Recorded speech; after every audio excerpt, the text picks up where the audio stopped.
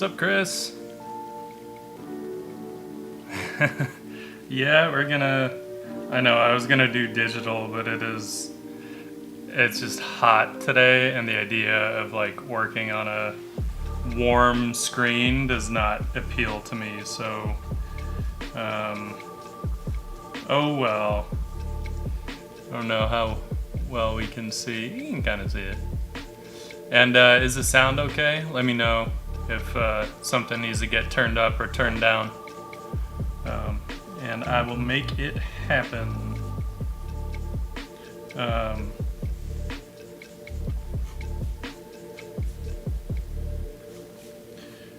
But this time we are not working from reference. Felt like just working on a random, like, barbarian girl. Cheesy barbarian girl, mind you.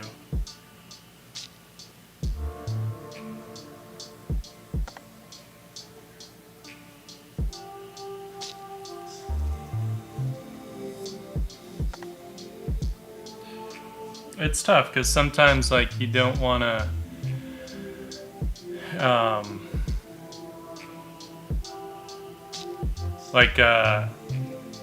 with watercolor, I love painting skin tones, but then I don't feel like working from reference. So then what kind of options do you have in terms of subject matter? So that's where cheesy barbarian girls come in.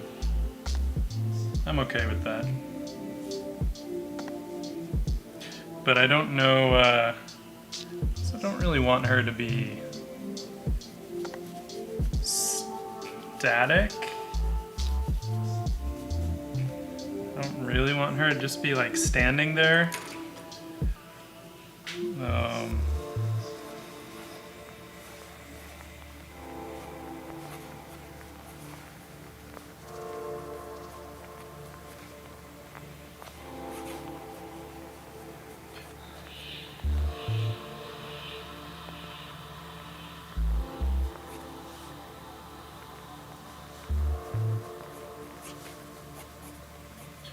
Maybe more of a down shot.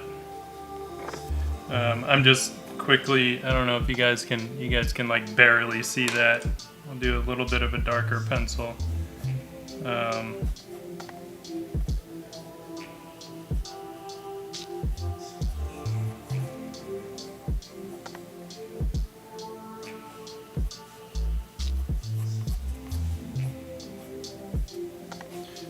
Try and get through this part quickly so I can get into some pencil lines that you guys can actually see. How about that?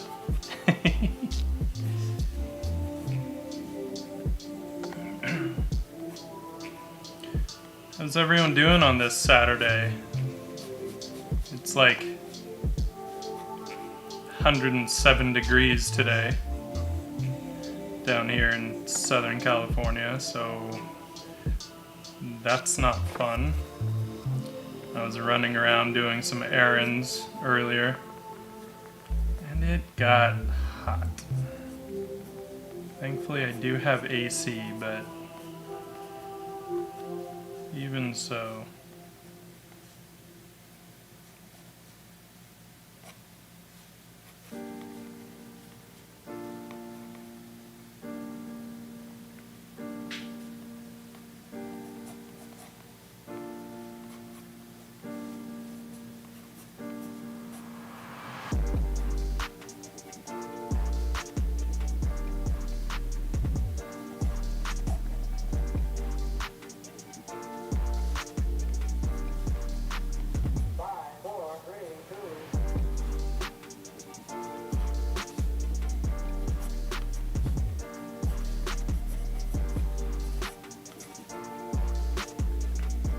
Not convinced with the...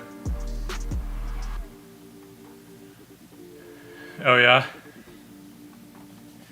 Well, everywhere else is cooking right now. At least on the West Coast. I don't know about the East Coast.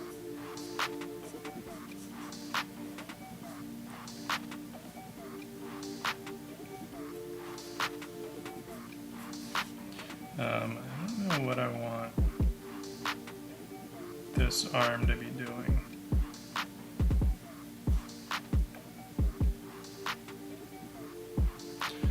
Hey, Shakuri, how are you doing? Good to see you on this stupidly hot Saturday. My day's good. I was kind of running around a bit doing errands, but and it got really warm. It's like 107 degrees today, so that's not fun, but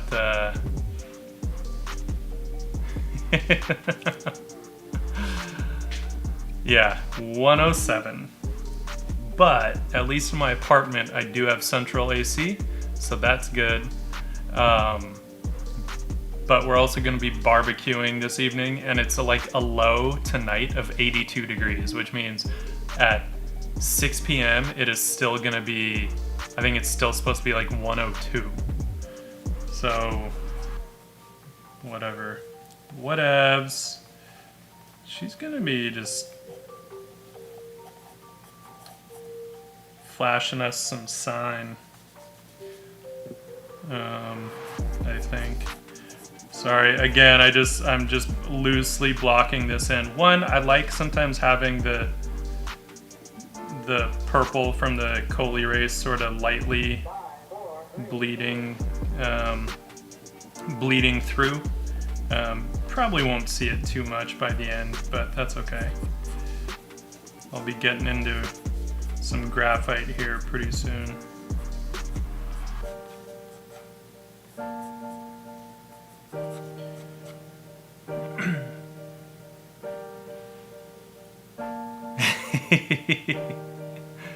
Ooh, see, 81 would be like perfect right now.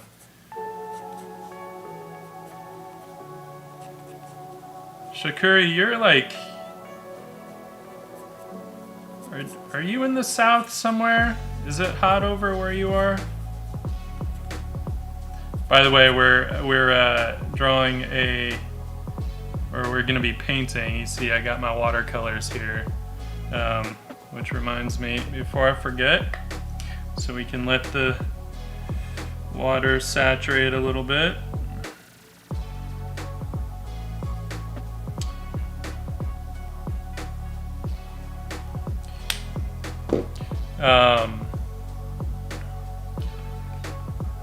Also,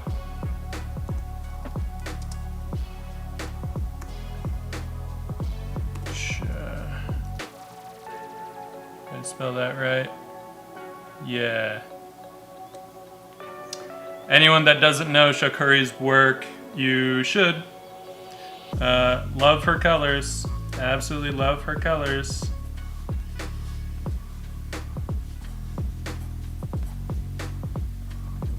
Alright. I think we can get into the actual pencil here pretty quick.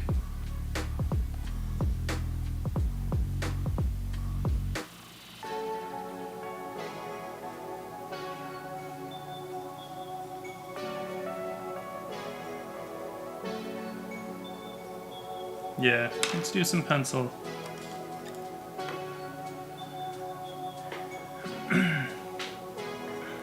Yeah, we'll see. I honestly, I don't know. I didn't have anything planned per se going into this. I was initially gonna do some digital stuff, but then it's just warm, and the warm screen didn't appeal to me. So I was like, you know what?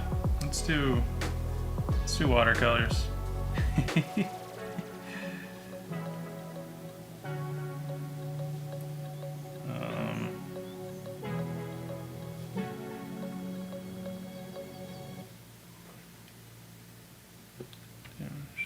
pulled out a smaller eraser, but whatever. Might need a softer. I always forget what range of graphite lead I put in different pencils, so I always have to be like, wait, which one's softer? Which one's going to give me darker lines or lighter lines?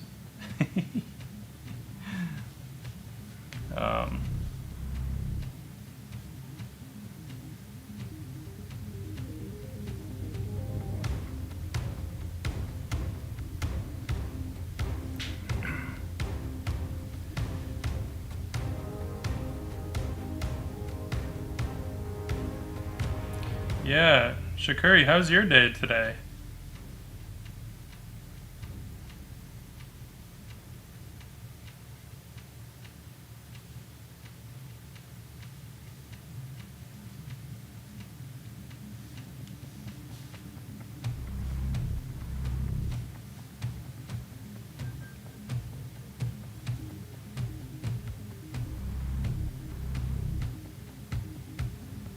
No, this is not part of work. I wish, but like my work, I would never be able to stream.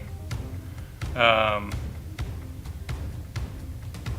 nice.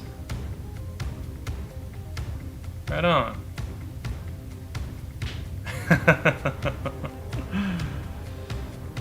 Yeah, my work is all like so far under NDA that like even when it comes out, I'm like not even really allowed to claim it. I mean, there's a lot of cool stuff that has come out lately that I had illustrated. You know, the DC Fandom Suicide Squad posters. I had illustrated those. Granted, thanks to some fantastic creative direction from the people at Bond, but also the clients. The EA Squadrons, Star Wars Squadrons cover, you know, I'd illustrated that. Once again, awesome clients and fantastic creative direction.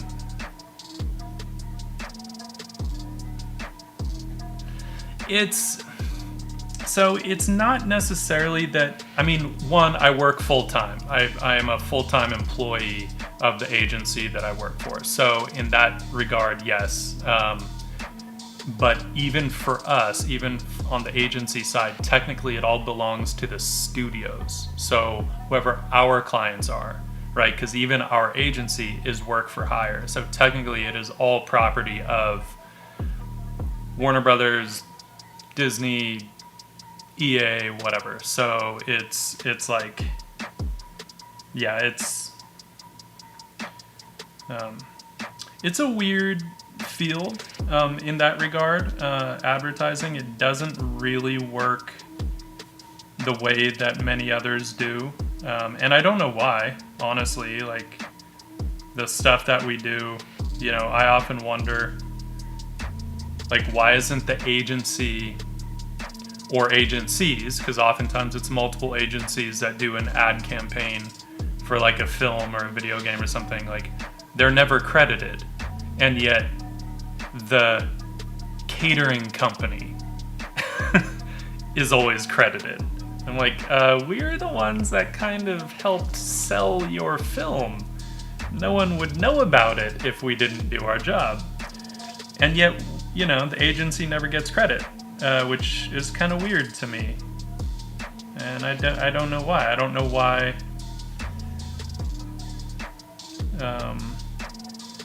you know, the studio wouldn't want to credit, or yeah, I don't know, it's weird. It's weird.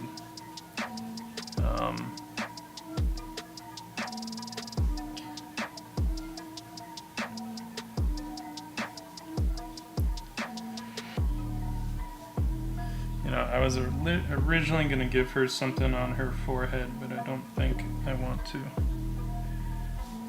We're just going to have her with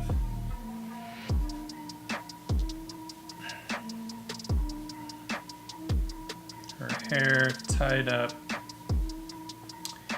in a or tied back with like a bandana or something.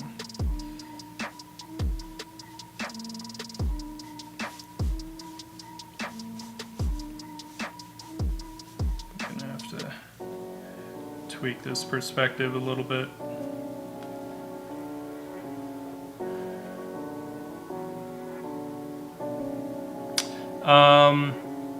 How do I find a balance? I find a balance by being completely obsessed with drawing and painting. So when I'm not working, I'm doing my own stuff.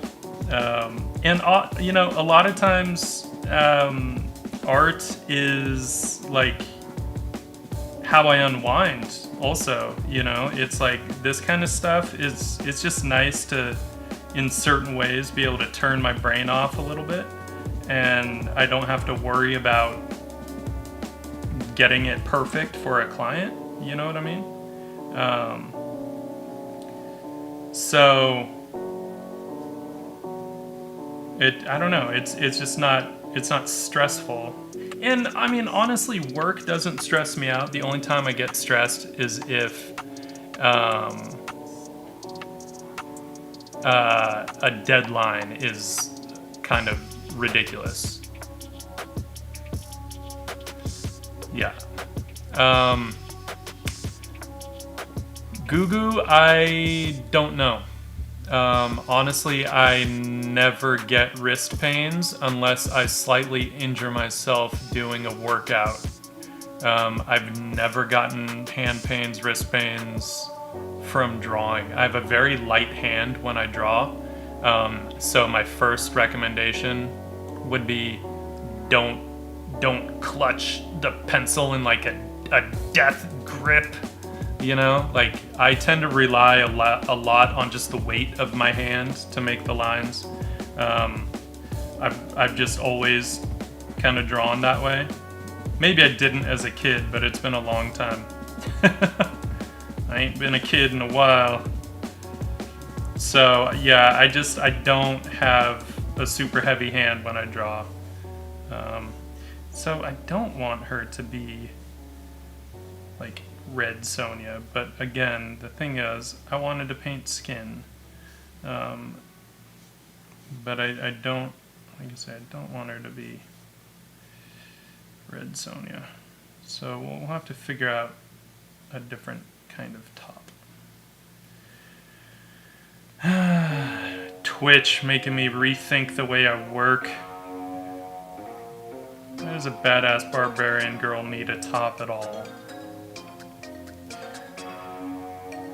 To censor her for the moral majority.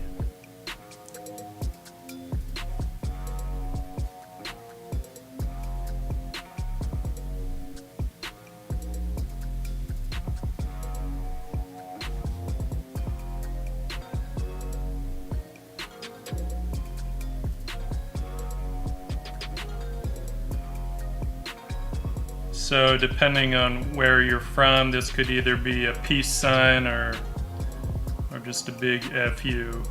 I don't know. Looking at her, it could go either way. But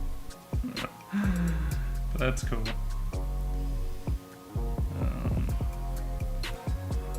What can I do? Those kinds of gloves.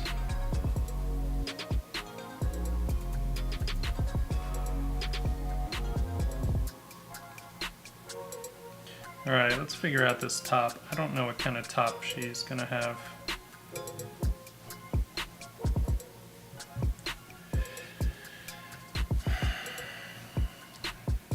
I guess we could just go with leather. I'm just gonna go with simple kind of leather bikini top, because right, that's what barbarian girls wear. Super, super accurate. I know.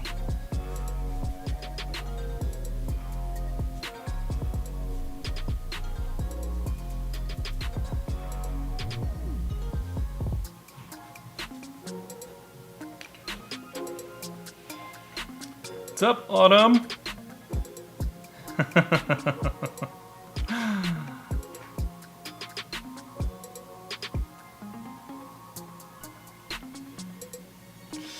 Yeah, so normally, you know, if I'm drawing with like Prismacolor or something, I'll have the long lead and I hold it like this. That's usually how I draw. The only reason I'm not doing that right now, and maybe I should rectify it, is because I only have my mechanical pencil here. Hang on. BRB.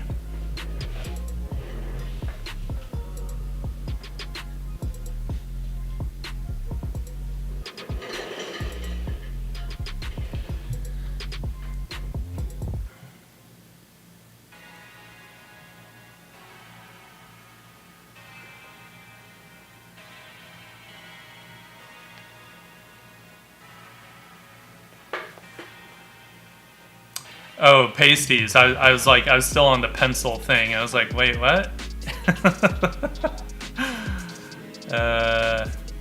What's up, Jean-Baptiste? How are you doing?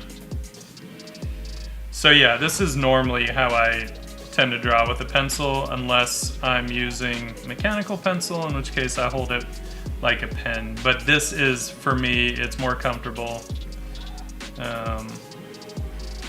And I prefer the marks that I can get, right? I can use the pencil a bit more like a brush if I hold it like this, which is always a good thing, because brushes are awesome.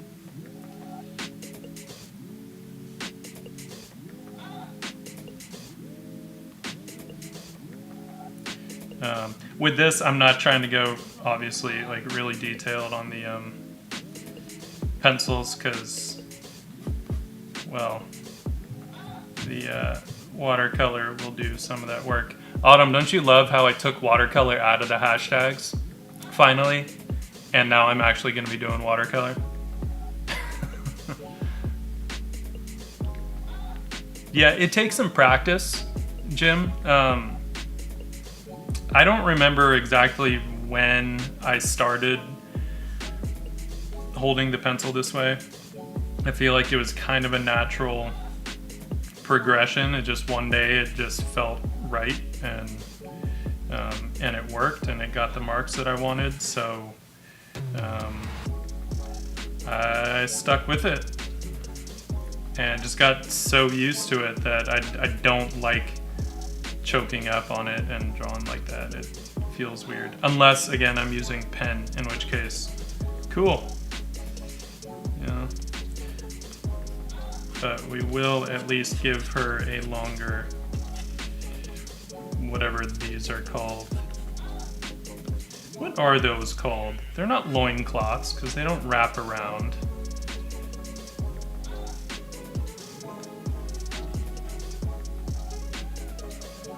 But this is the other way that I'll hold it, right? Just between my index and middle finger.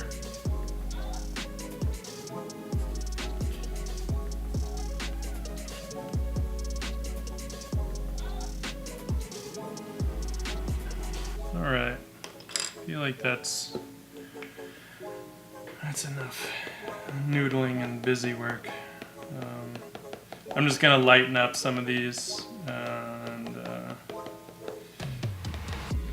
two things. I'm gonna lighten these up, and then with graphite, depending on what you want the graphite to do,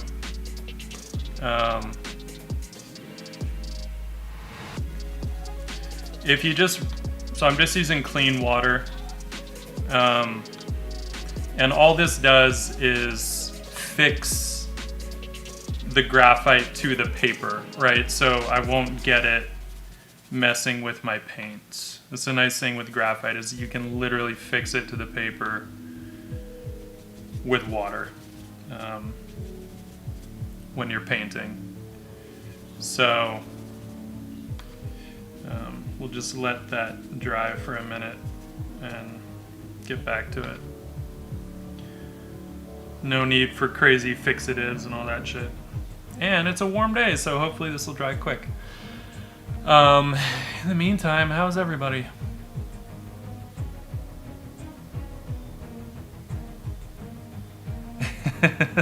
You're welcome.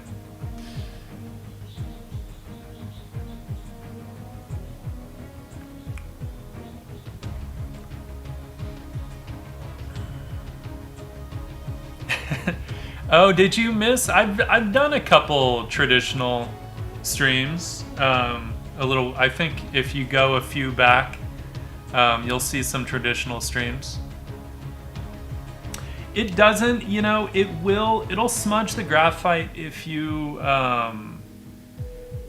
go really heavy with it and there's enough of it to smudge, but it doesn't, as long as you don't like scrub it. So I just went, you know, this is like just a Chinese calligraphy brush, Chinese watercolor brush, really soft, right? It's weasel hair, very soft, so it's not abrasive.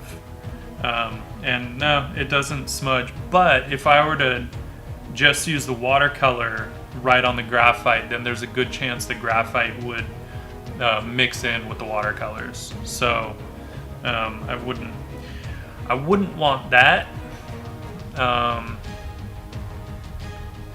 In the meantime, let's mix up. Of course, I don't always clean off my palette, and the nice thing about that is that sometimes I have some colors that are almost mixed up already, or at least the basis. I just want to do a little bit of mid-tone, I think. One of the things that I noticed on my past ones, and this always happens to me when I haven't been working with this stuff for a little bit, is I'll get too heavy with the lights, right? Right, with these, this one worked out pretty well, but this one and this one, the lights just got too heavy, and it took on a lot more of that gouache look, and I would rather it have a little more of a watercolor look. So I'm gonna try and manage that a little bit more by working a bit more in the shadows, so that I don't have to go as light in the lights. That's my intention. And let's see. Whoa. A little white balance for you there. I bring in this white card and all of a sudden the camera's like, oh wait, what? You mean that page isn't white?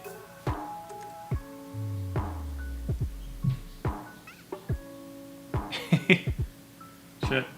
We'll just keep that there. I was just using it to see what the value of this is. And it's maybe a little dark for what I want right now.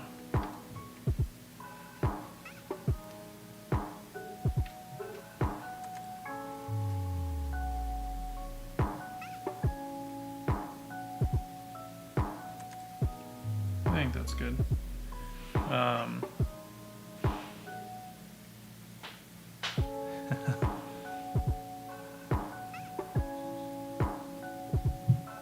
Oh.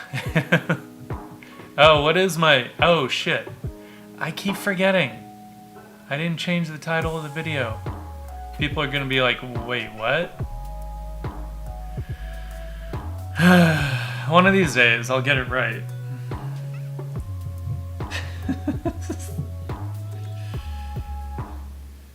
And I can't change that. Can I change that on my video right now? Yes. I'm changing it.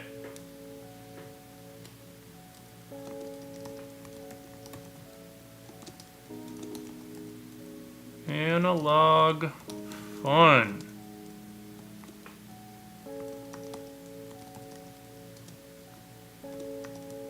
Traditional.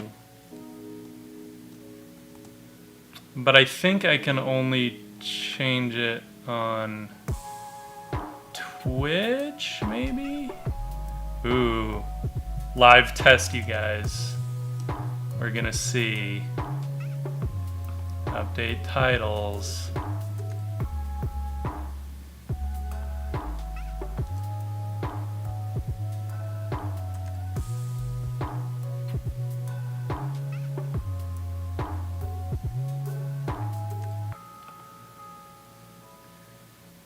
Word. Title successfully updated. Alright. Right? Cool. Okay. Thank you. I don't want to mislead all the poor people that were hoping for Procreate, because I'm not feeling it.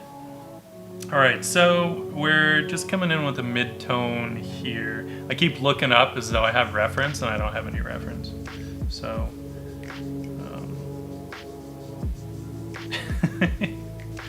let's think about where we want the light coming in from. I mean, for this particular part, it doesn't matter too much, because this isn't like the shadows.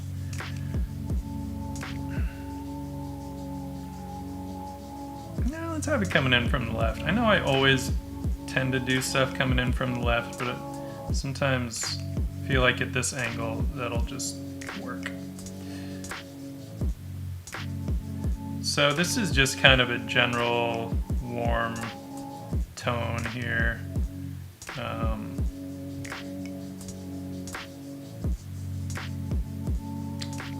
And one of the things that always gets me when I'm doing this stuff out of my head is I tend to rush some of this stuff a little too much.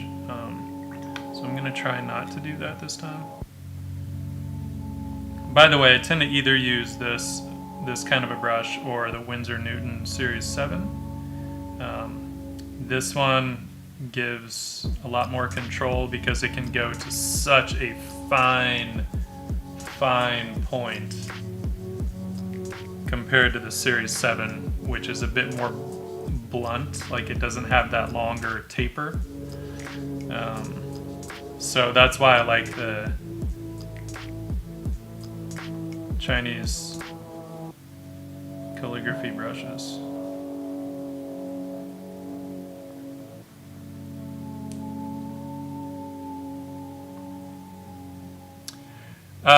Yes, you did give me a free ref pack, but I just wasn't trying to use reference today. Because those I actually want to paint directly from. Like, I'm not really used to using, although I might do a stream at some point where I do try using the reference but then doing my own thing, because that's just never how I work. But it might be kind of fun to see what we can get from that. Alright, I'm going to avoid the clothing for a minute, because I'm not entirely sure what color I want that. I mean, it's leather, so whatever, it'll just be a darker brown, I guess.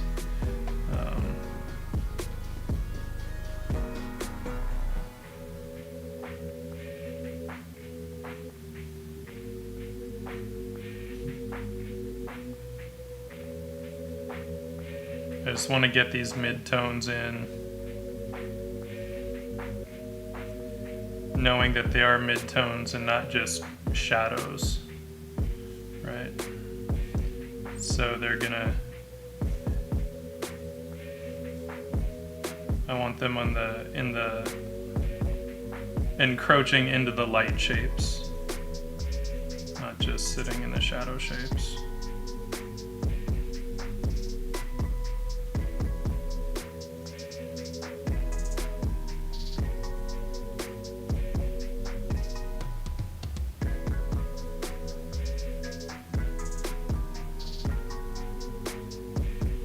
In my head, I was like, oh yeah, I'm gonna make her a little more stylized, and this is what I ended up with.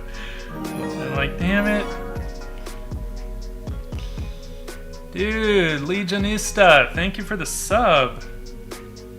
I appreciate that. This feels a little small. Shakuri, thanks for the sub. I appreciate that. I'm gonna get a little closer for y'all. I realize it's a bit far away. Whoa. Sly Cobra, thanks for the sub. What? Oh, Archer Kell, thanks for the gifted subs. And Willie, and Jelinek.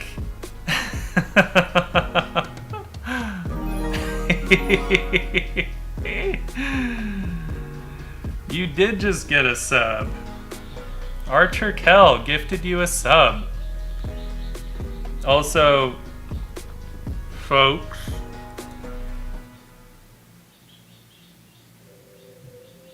what?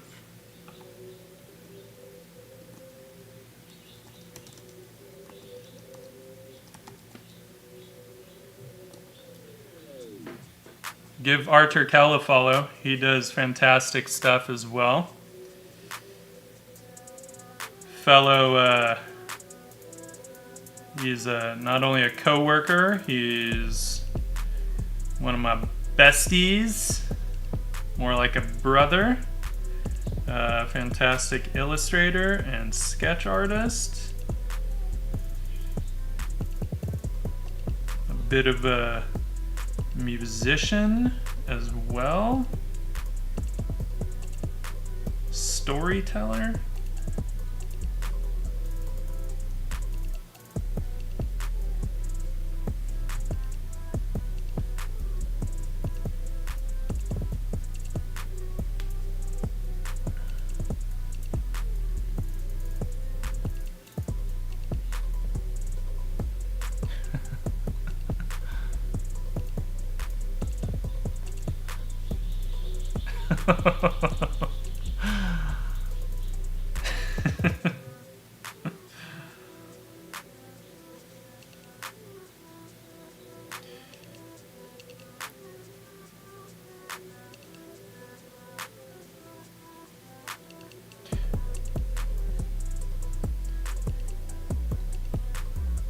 So one of the things that I really like about watercolor is, and it all depends on how you work, I'm sure. Like, I have my methods, and I'm sure watercolor purists would probably cringe at them, but whatever. I don't give a fuck. But one of the things that I really like about watercolor is that you have to really kind of keep in mind like the future steps, because like it'll be tempting to be like, oh wait, this part is too light, or you know, this part is too dark, although that's an issue. But going too light or having the shadows feel like maybe they're a little too light or something, you just have to bear in mind that like, wait a second, no, I'm still gonna be bringing in a darker shadow tone, right? So right now I just have to keep in mind that this is the mid-tone. From mid-tone to like the darker lights, right? How does it look on, because the stream looks a little warm. So, you know, fuck. I'm like, is there a mid-ground? Ooh, like right there. Right there. Looks white balance. I swear, one day they will get the auto exposure and autofocus lock right. Until then, I will be forever frustrated with the phone camera. Either that, or I'll just need to start streaming. I'll have to swap. Have me on the phone and have the DSLR shooting the work. It just, with that heavy camera, it's harder to get this angle, so that's why I haven't been using that for the traditional work.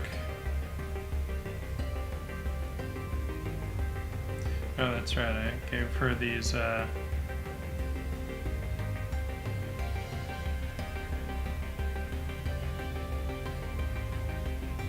And then the other thing that this does for me is then gives me a base tone that I can kind of mix up some other colors based on, right? So if I want to get a little more colorful in the skin tones and stuff, I can do that because now at least I have kind of a value to base some of that stuff against.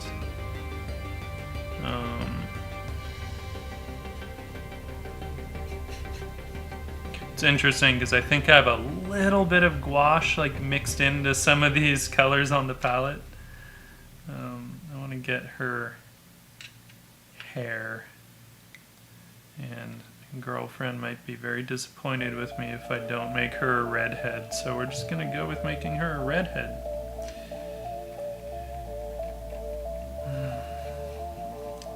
I know, I always paint redheads. But then if I just do like 2 images that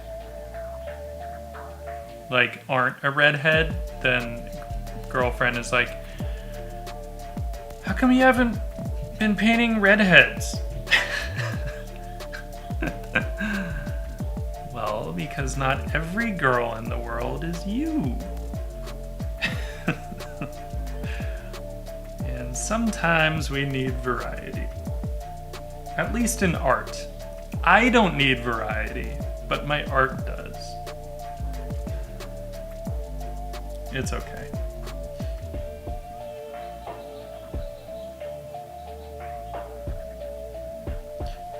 Auburn, how about that? A little reddish brown.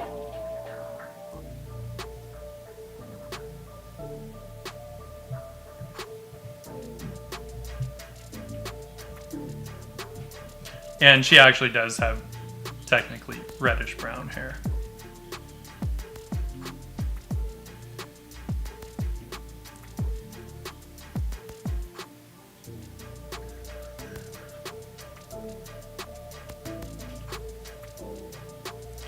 Here I'm saying like, oh, I don't want to paint Red Sonja, and I'm just like, oh, redhead, bikini-clad barbarian girl.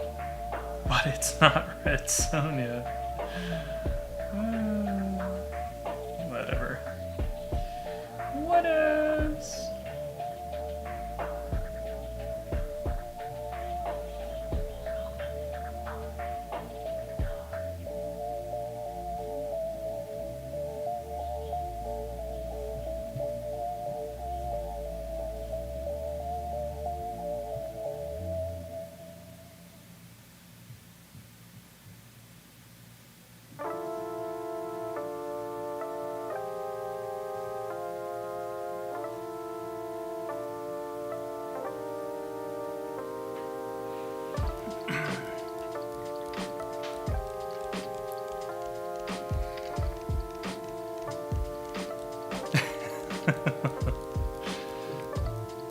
Hello, sir. Hello, Lennis. Oh no, you're saying hello, sir, to me. Hi, Lennis. You're not a sir. You're a miss.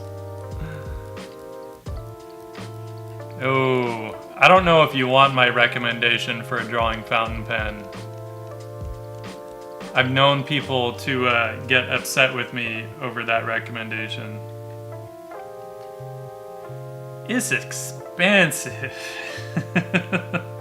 I do have a recommendation that I will give because it's just kind of the best fountain pen ever, but it's expensive. And my recommendation is a modified, basically a customized Pilot Falcon from nibs.com is my recommendation. And I'll show you. So it's based on Pilot Ilabo, I think in the US. They might still be called the Pilot Namiki in Japan. And it has a Falcon nib, right? But nibs.com, John Madashaw, who runs that, he is a genius, and he will customize the nibs. So I got it with the advanced customization, which is the Spencerian modification, right? So Spencerian Script is that really like, let's see, really flowy kind of, script. Spencerian. And so what it does though, he grinds the nib down so it has a lot more flex, right? So I can get these nice, super thin lines, but then I can also get a really great variety. I got it with the medium ink flow. You can get it with heavier ink flow or lighter, depending on how you work. It is an advanced customization, so it takes control.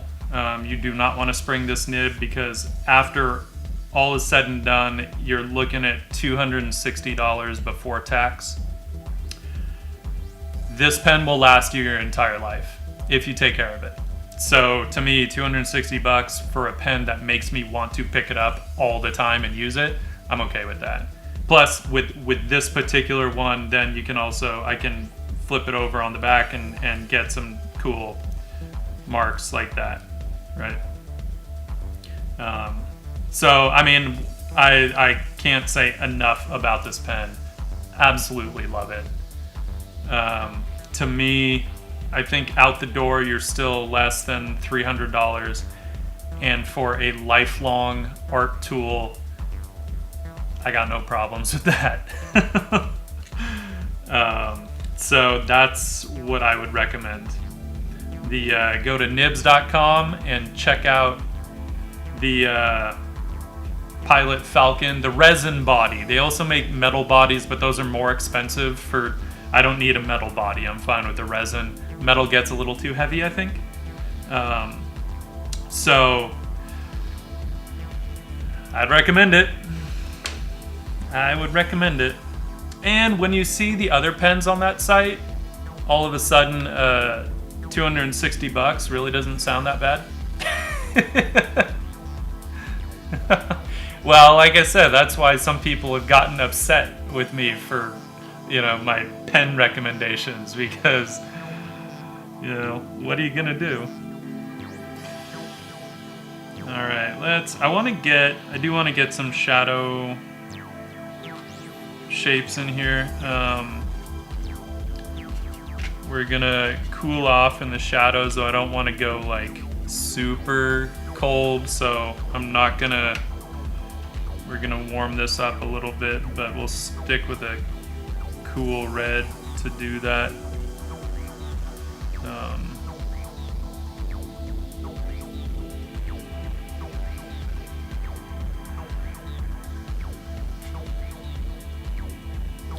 Yeah, because honestly, like a good fountain pen, you're not gonna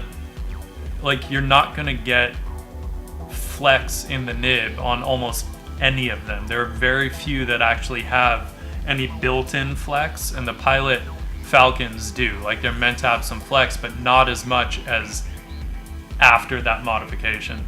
If you want just like a steel nib, like a dip pen, that's different. I mean, then I would just go with the Gouache 303 nib, and that'll run you like $2 for a nib, and then you just get a nib holder,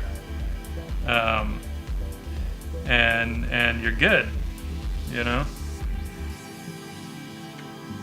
So I would say go with nibs.com if you feel like you're advanced enough to use that. If not, then I would stick with a steel nib and a nib holder. I still use those, love them. It just kind of depends on what I'm drawing.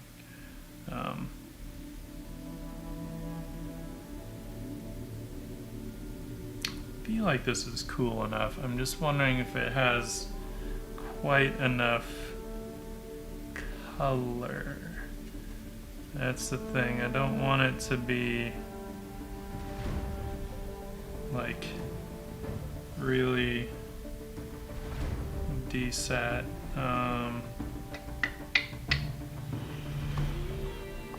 Let's see here. Yeah.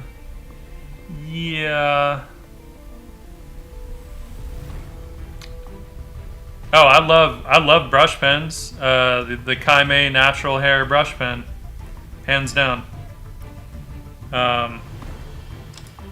This right here, Kaime.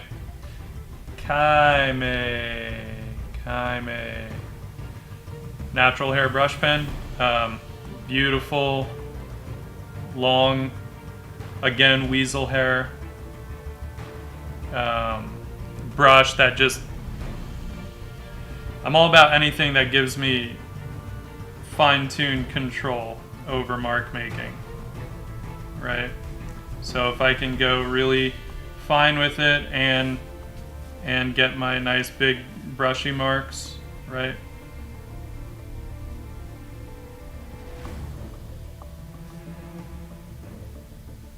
Then I'm happy.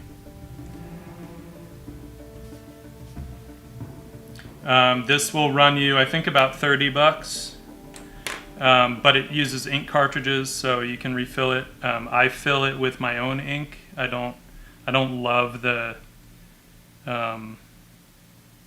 ink cartridges that they give. So depending on what I want to do with it, I might fill it with either the platinum carbon ink,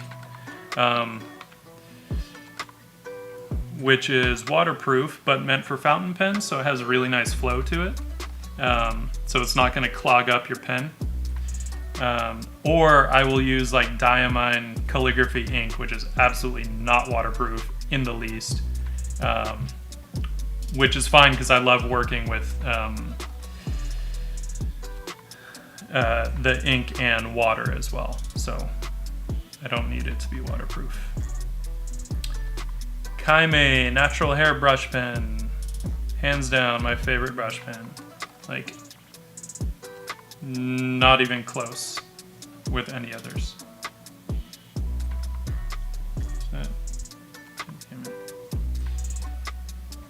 Keep going like either too dark or too light with it, and it's annoying me. Alright, there we go. There we go.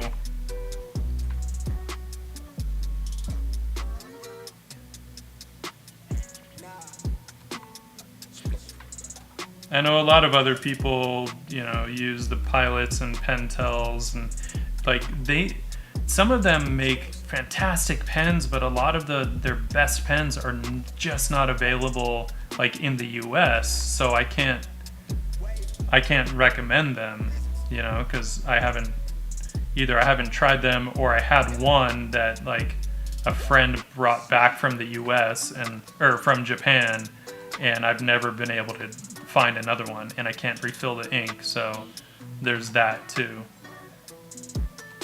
You know, if I'm gonna pay for a really nice brush pen, I better be able to use it after the ink is done, right? If I can't refill it, then that's a waste of money and a waste of materials. I don't like that.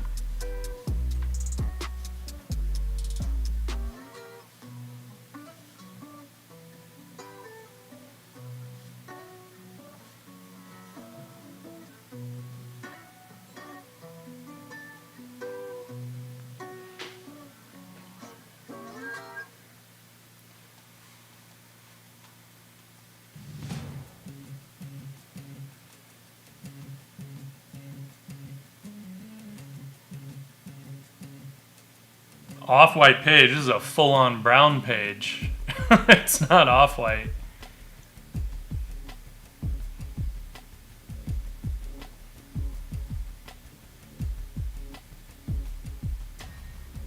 This is full-on like mid-tone brown. So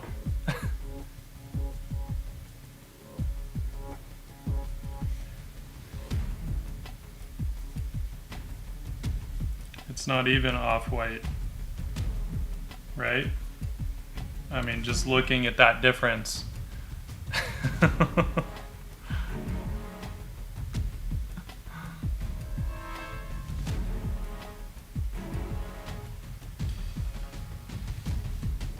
And if the figure is too camouflaged for you, all I can say is you're gonna have to be patient. Because it's not done.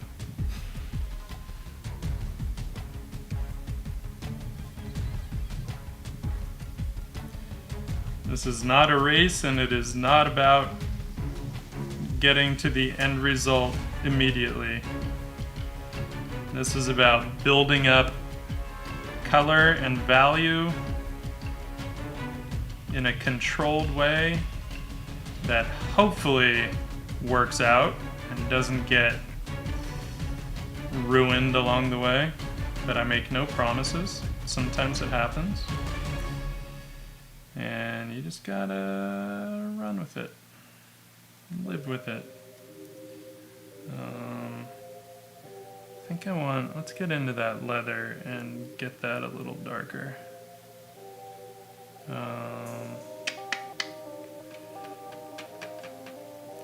Little burnt umber for us, right?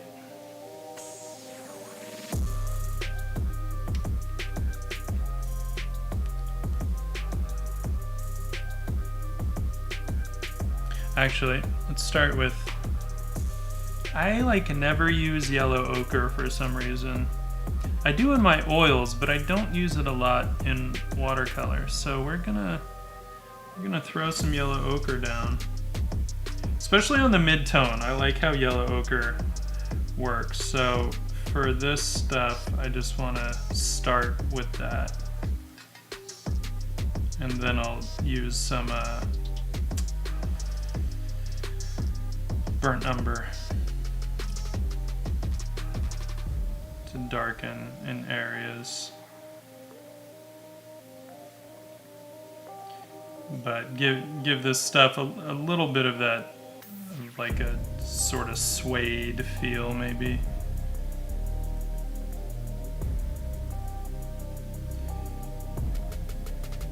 You know, some kind of soft leather.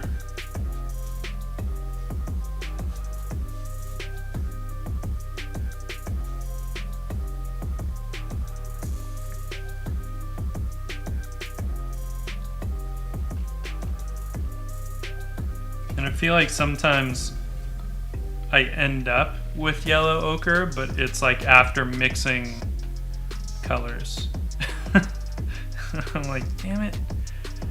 That's how it was for me with oils for a long time. I would mix and mix and mix to find just the right color, and I would end up with burnt sienna. I'm like, God damn it. I could have literally just used burnt sienna out of the tube, and it would have been the perfect color. So finally I put burnt sienna back on my palette, because I didn't used to have it on there. I was like simplifying my palette way down.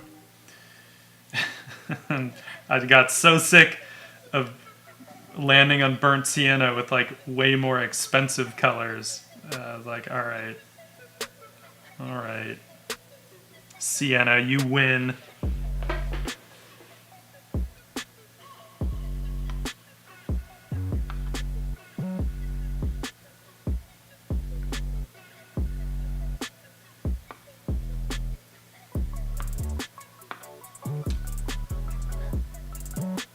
Where in India are you from? Out of curiosity. I'm half Indian, that's why I ask. My mom was born and raised in Mumbai.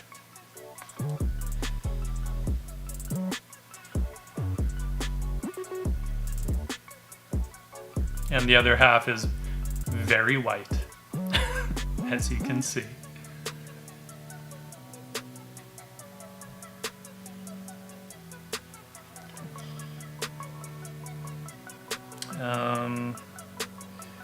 I do want a little bit of color.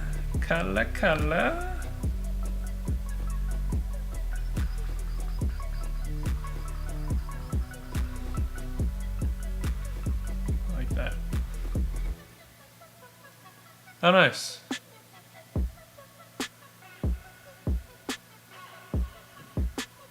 Yeah. Calcutta. Nice. Well, yeah, it's what is it? 2 in the morning where you are?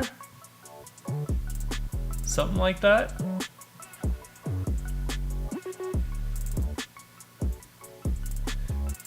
was gonna put the tie on the right side, but let's have it tied over here.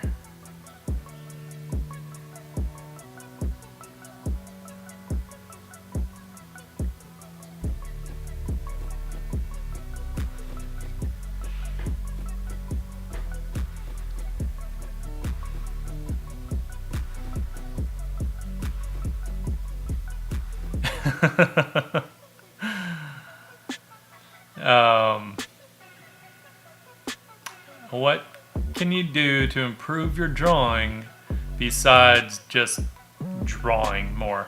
The best thing I think to do is to make it manageable, right? So depending on where you are in your drawing skills, that can be like, yeah, it might be like, oh, well, I still have to work on everything, and that's fine. Like, but you don't want to overwhelm yourself with it, right? So the best thing you can do is make it manageable for yourself and like set up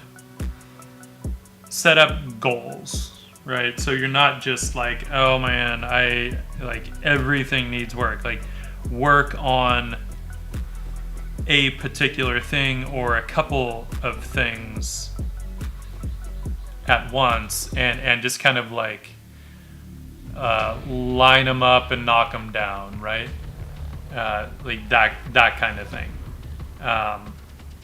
So if you want to work on, because even the idea of like just working on your anatomy in general can be kind of daunting. So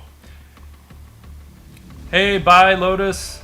Thanks for am I reading that right? Oh no, Lalas Lolas. Did I freeze a little bit? Don't you mess up on me, stream. Lalas Lolas. Thanks for joining.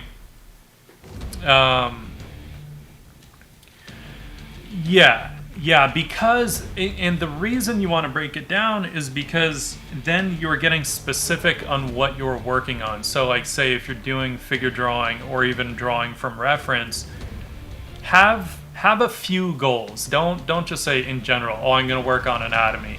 Like, focus on parts of the anatomy to better understand them, and then keep pushing on. Pushkal. Right on. Well, it's a pleasure to meet you, and I hope you can make it to another stream. Normally I stream later, like during the week, although I feel like later would be really early for you. Normally it would be like 7 a.m. for you. So if you want to watch some art streams at 7 in the morning, I do stream during the week. Yeah, so, you know, even working on like your anatomy as you as you're drawing from like reference or from the figure, depending on the practices that you're using, right? Focus on parts of the anatomy first, and just slowly start to kind of understand how they work. And honestly, with that stuff, it's still better to start with gesture. Focus on the large shapes and the way that they interact. What age did I start at? I don't even remember the first time I picked up a pencil or a pen.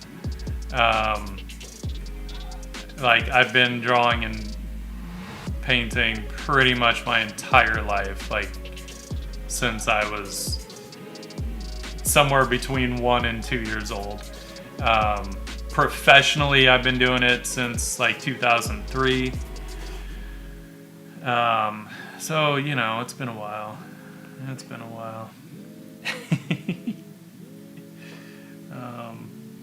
Trying to think of where I want to go with this one from here.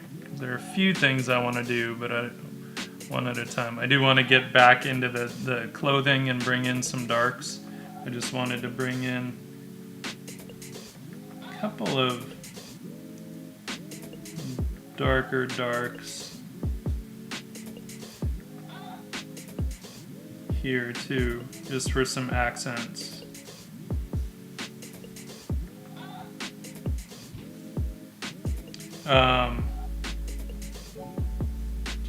Yeah, I mean, often I even say, like, the first and only masterpiece I've done was when I was like 2 years old. And which is funny, I'm not like Picasso where I'm like, oh, I just want to draw like I did as a kid, because I don't actually. Like, I like being able to draw what's in my head and paint what's in my head and tell the stories I want to tell. I don't think children are automatically the best artists. It's fine if you want to do cubism and stuff, cool. But not my goal.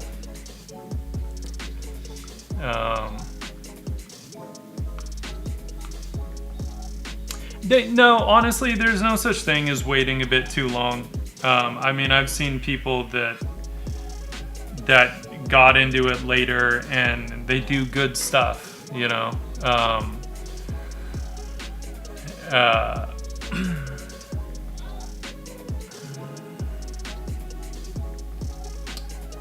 And so it's all about how much time you put into practice.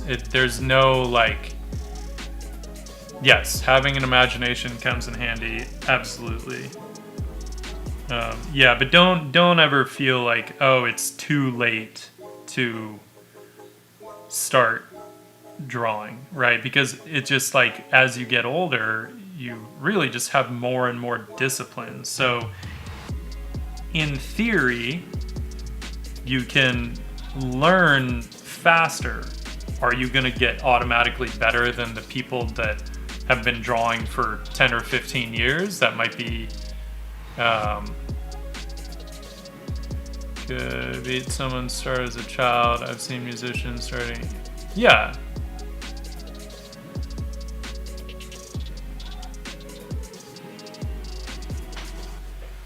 Yeah, I mean, you know, it just depends on, like I say, I've been drawing since I was a little kid, and yeah, I mean, I see people that are younger than me that can do stuff where I'm like, I don't know that I could do that.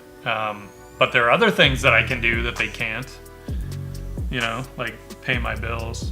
No, I'm kidding.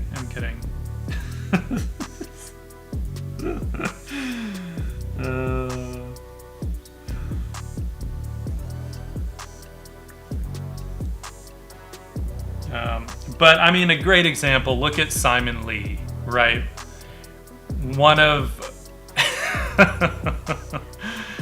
Simon Lee is like, I mean, one of the best sculptors in the entertainment industry. And that dude started at 40. He was a banker before that. So that right there, I'm like, age, it doesn't really matter. Like, don't let that dissuade you. All right, I want to get some darks into here.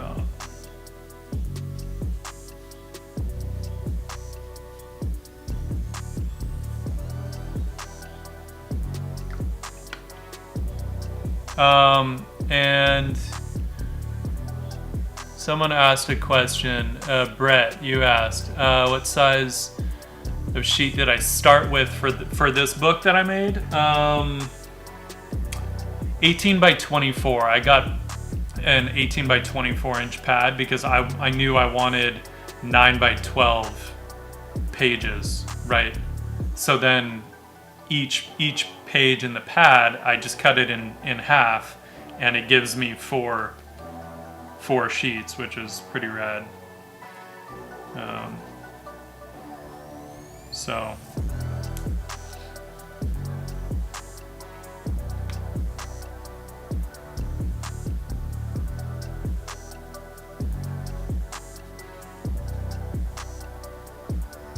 I really should be on these soft edges. Honestly, I should be putting water down before, because it can have the tendency to get a little overworked if you try and scrub out the edges afterward. But at the same time, I kind of don't care too much about the soft edges. I'm kind of liking just the marks that it's making. And that's kind of me being not super picky about my watercolors. I don't know, they're just marks that only watercolor can get, and sometimes I think it's a shame when people want to sort of cover those up with a bunch of rendering. I've never been a fan of that with this particular medium.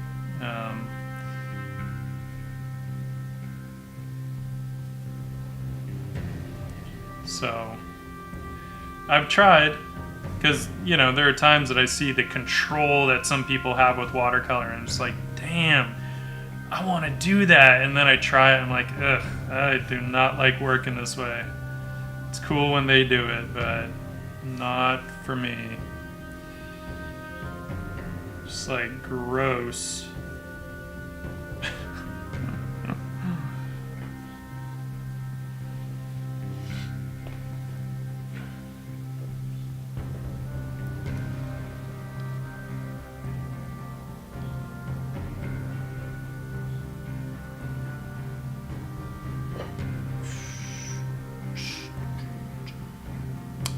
This is the Strathmore 400 series mixed media paper. It's the tan tone media multimedia paper, because they make I think they make a white and a gray, I think, or a black or something like that. But this is the tan tone multimedia paper.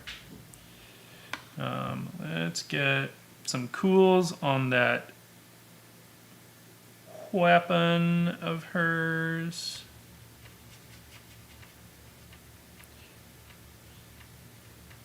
Nice thing is it doesn't have to be much, because we've got so much warmth happening that I feel like we don't have to go crazy.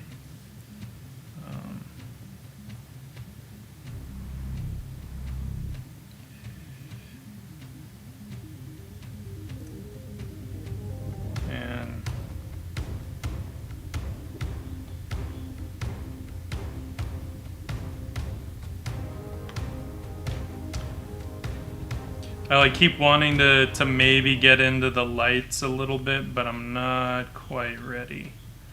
I'm not ready yet.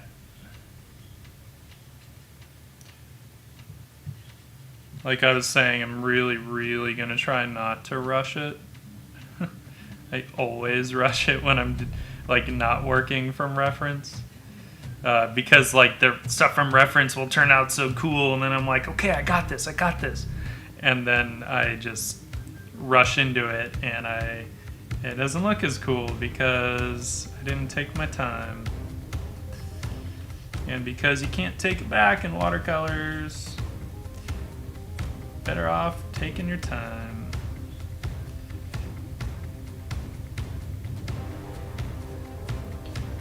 You want to get a little more heat. And so the other thing with watercolor, like especially working with something like this, is that as I add, like if I get darker, then all of a sudden the lights, by contrast, essentially become lighter, right? Because it's all relative. So then that also limits how much I need to go into the lights. You know, I still am going to, but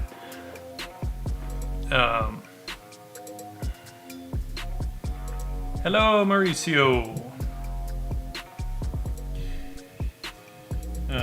Yeah, I still am going to get into the light areas more, but I want to try and keep that really transparent, because like I said on the previous ones, I think it got a little too opaque in the lights, and I wasn't super stoked about that.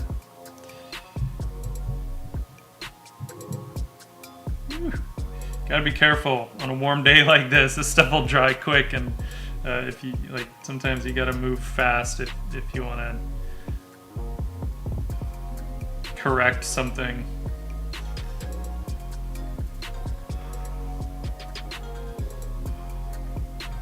I mean, I have the AC on, but it's not cranking because, you know, I'm trying to do my part to do a little bit of power conservation, and so I don't have it turned up super high. Get that shadow from the sword there. Let me describe this hand a little bit. This is ultimately just a sketch, right? So I'm not, like, I mean, whatever that means to you. I feel like, by my definition, almost everything I do is just a sketch, unless I, like, really paint something up, like, digitally, you know? I tend to not like to render with traditional stuff as much. A little bit of rendering, though, I'm cool with. Oils can be fun to render with a little bit, but I don't know, I like brushwork. I like seeing the marks. I like seeing the thought process of the artist.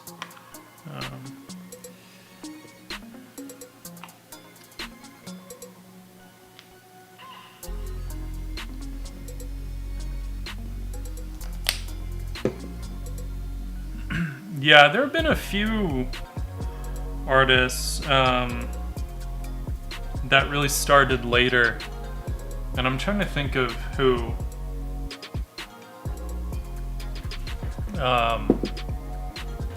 People sometimes like to mention Van Gogh, but really, like, do we really care about Van Gogh? No. No, we don't. At least I don't. Like, I don't give a shit about that stuff.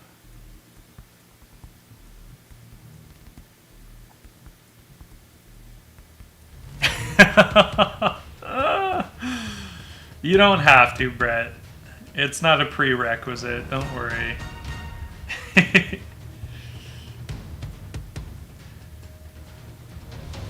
Yeah, I'm not gonna say it takes practice, because I don't want people to then feel like, oh, I gotta practice that. But it takes practice.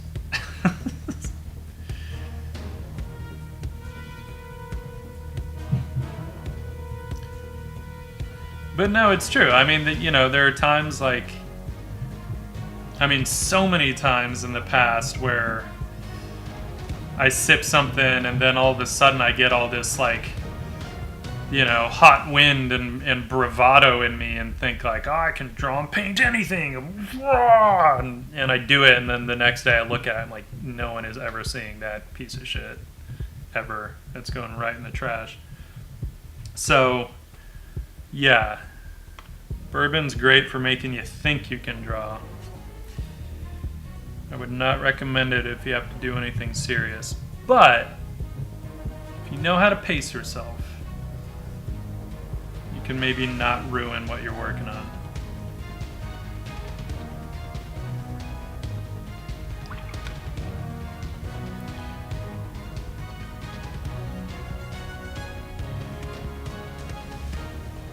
I gotta really be careful. This area is starting to get very overworked, so I have to just kind of like, okay, you know what?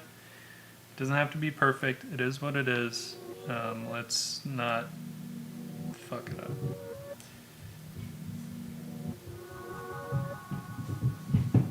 Oh, what is that kid doing upstairs? Assuming you guys can hear that. Thump, thump, thump, thump, thump, thump, thump. Sounds like a small pachyderm running back and forth. I'm gonna switch to my Winsor Newton just because the marks that it makes. Where's my number 2?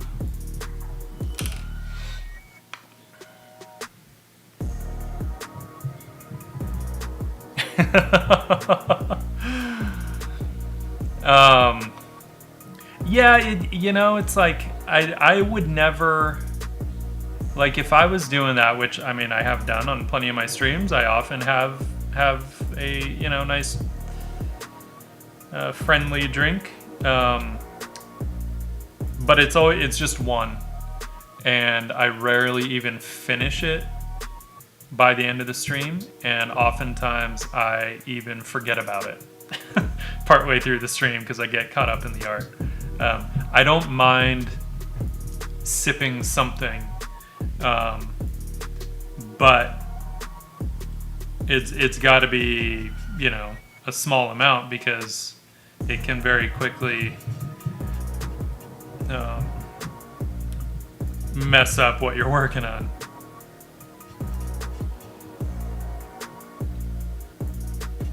So I don't know if there are people that like just full on, drink it up on stream and draw and stuff, in which case, no, I could not do that. And you shouldn't, right? Always drink responsibly. In all seriousness, drink responsibly. Because realistically, come on, being drunk is just not fun. Like, I hate that feeling. That, like, lack of control, and yeah, it's just not, it's not a fun place to be.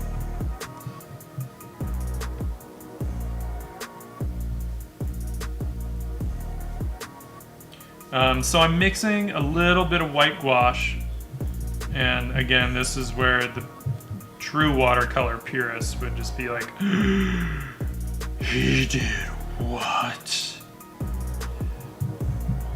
But I don't believe in that shit.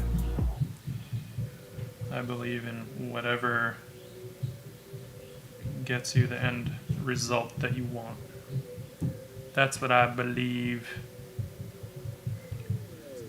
So what I don't want to do is rush into any true highlights, right?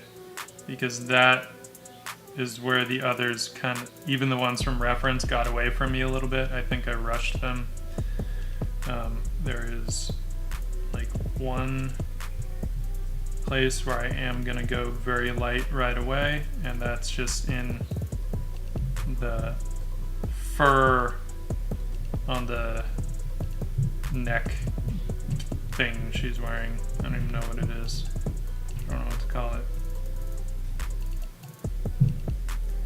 But I want it to have a white fur lining, so I will go very light with that. This stuff, right now, I just want to like kind of nudge it away from the midtones. That's all. That's all I'm doing. Right?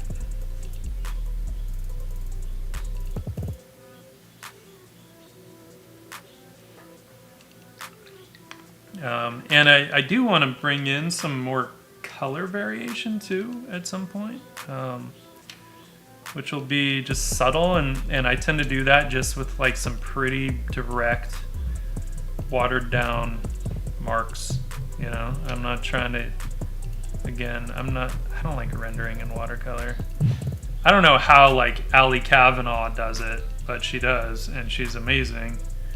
But then she also does these crazy, like, thank you, Autumn.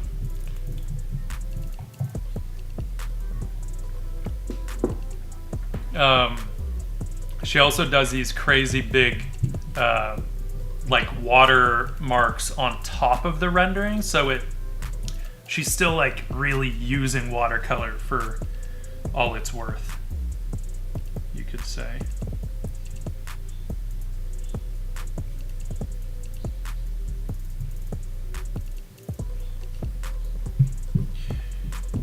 So the fun thing with this, with getting like the white fur, is that all of a sudden it changes our value structure a bit, right? Like, and as I was kind of saying earlier, with watercolor, you have to kind of keep the end result in mind and just kind of picture where it's going to go, because there's only, for the most part, unless you catch something very quickly and can change it, for the most part, you can only go darker with watercolor, right? So you gotta kind of be mindful, be a little careful. And I'm gonna darken some of this stuff because it is supposed to be in the shadows. But I just want to kind of use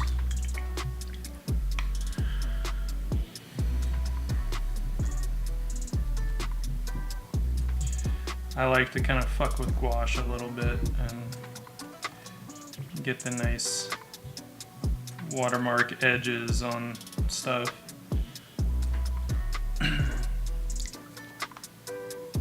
Whoa, this is like really bright on the stream. It is not here. No, it still looks really bright. The camera's like, you just put straight white on that shit. Don't worry, camera. We're gonna modify it.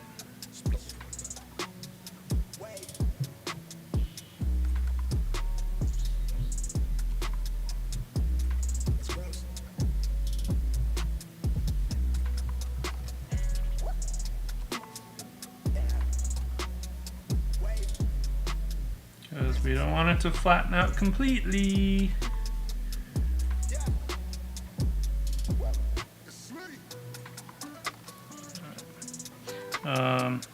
Accents, we need accents. This is where sometimes I wish I had a little more of an actual process in watercolor, but I don't. So, oh well. Because some people really do, like they have this crazy process of like, okay, this is when I do the shadows, this is when I do the midtones, this is when I do the accents, and blah, blah, blah. And I don't have that with watercolor. I'm just like, hey, what does it need right now? I'll do that. What else does it need right now? Cool, let's do that. And I may even come back in with some pencil and darken some of these lines, because I'm not opposed to having some of that line work in there. I kind of like the idea. So I just might do that. I just might do that. But first things first, let's get some...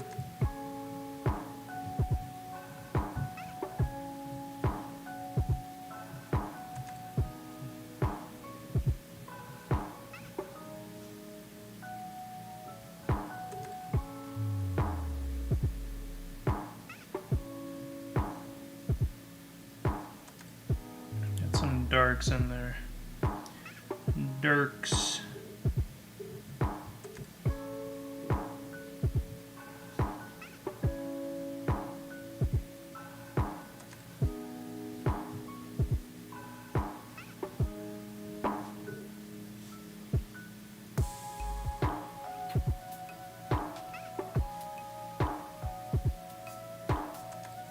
Just want to separate that hair from the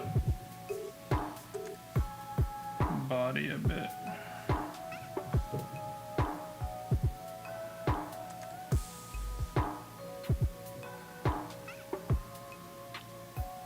I love lost and found edges, but I don't want them everywhere.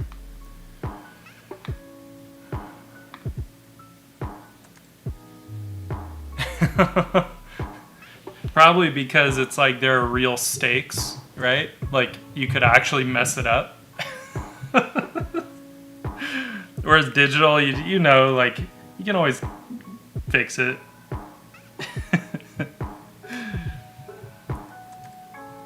I'm trying to think of, because she's got these two armbands, so I think I want to go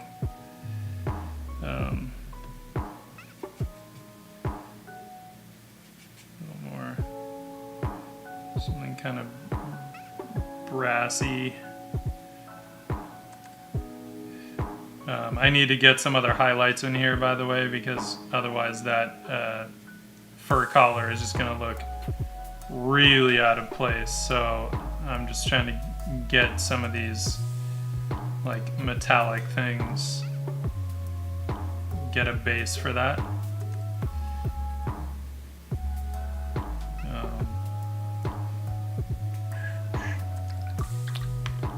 And I want more highlights in her skin too, but I don't want to go too crazy with that stuff. Soften some of these edges here.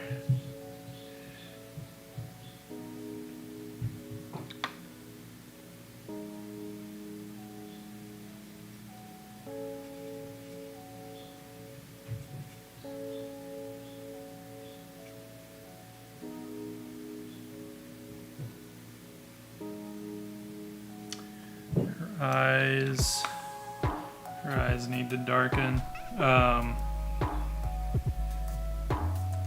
had like not wanted to go too crazy with the green there, but I feel like they're a little too light. So let's do a darker.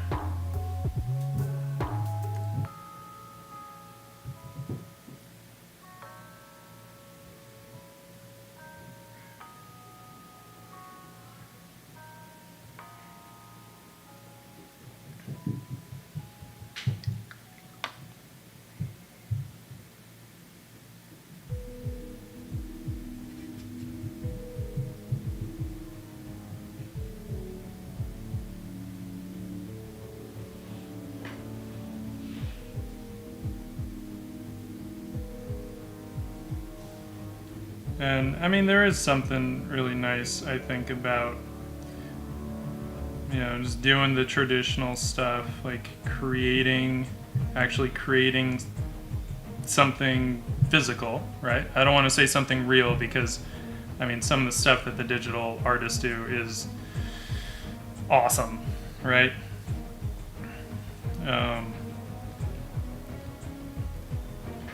Shakuri, that's why I want to see you do watercolor, because I think the way that you use color would actually work really well for this medium, and I think it'd be a lot of fun to watch. So, you know, whenever you get into that, I want to see it. I think it'll be dope. Keep thinking like, oh, I should do something with that hand, but I kind of, I don't know. I don't want to like figure it all out. That's not fun.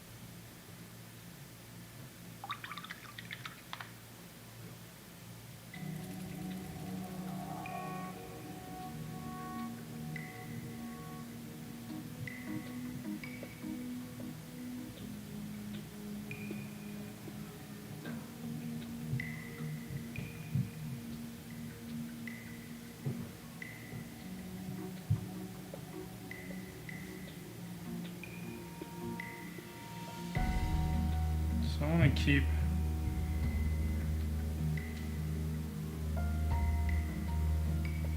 these hotter highlights pretty minimal. I don't want to, I don't want to spread them out too much, and I don't want them getting too hot.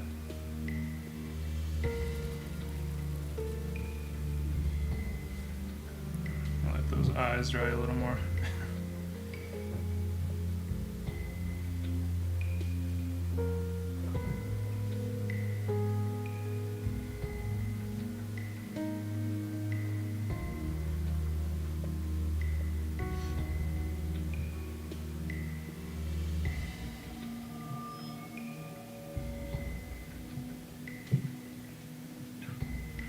Stuff on my palette is starting to dry very quickly.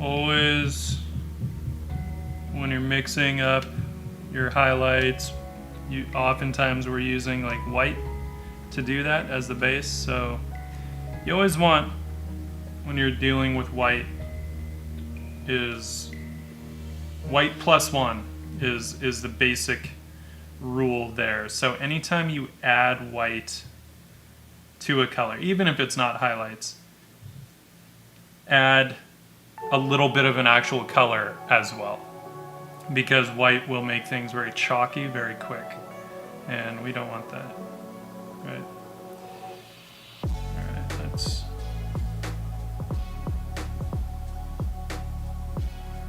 do our little blingy highlights on our metallic stuff here.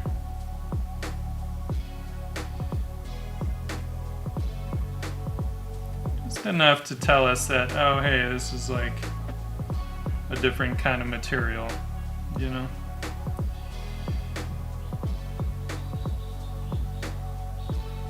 This is something that probably if I was working in oils, I would render a little bit more, I think,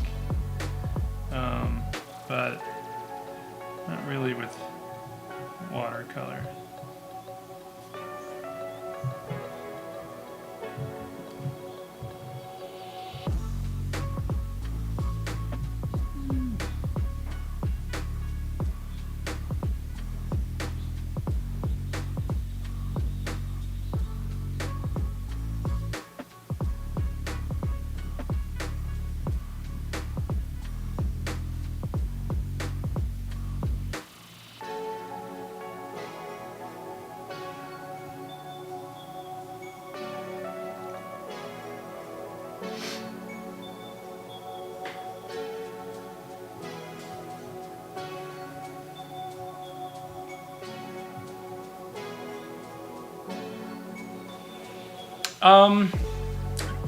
Yeah, I mean, you know, a lot of it is, especially if you're, as soon as you get into gouache, like watercolor, not as much. It is good to, I guess you can't really see it.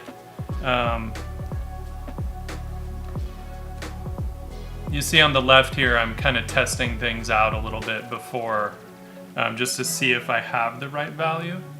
So, you know, it is good to have a test sheet of paper somewhere. Watercolor, more than anything, you just don't want to put something down that's too dark. But with gouache, yeah, like, because the value will change when it dries. The lighter colors dry darker, and the darker colors dry lighter with gouache.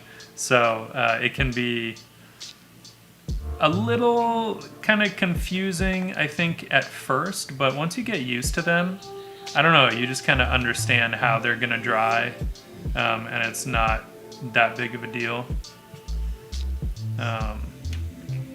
Like, I don't often test too much, because gouache is a little more forgiving depending on how you use it, right? So like this, okay, that's more than anything, it's just a little more opaque than I want. But there's still time for me to bring some more water in and spread that out a bit. And now I know that it'll dry darker. So it's fine. Right, so gouache, like, there's some leeway. Gouache, depending on how you use it, might not be a very forgiving medium at all. But the way I use it, which is just scribble around and see what happens, is super forgiving. Okay, I have a little more intention than that, but, you know.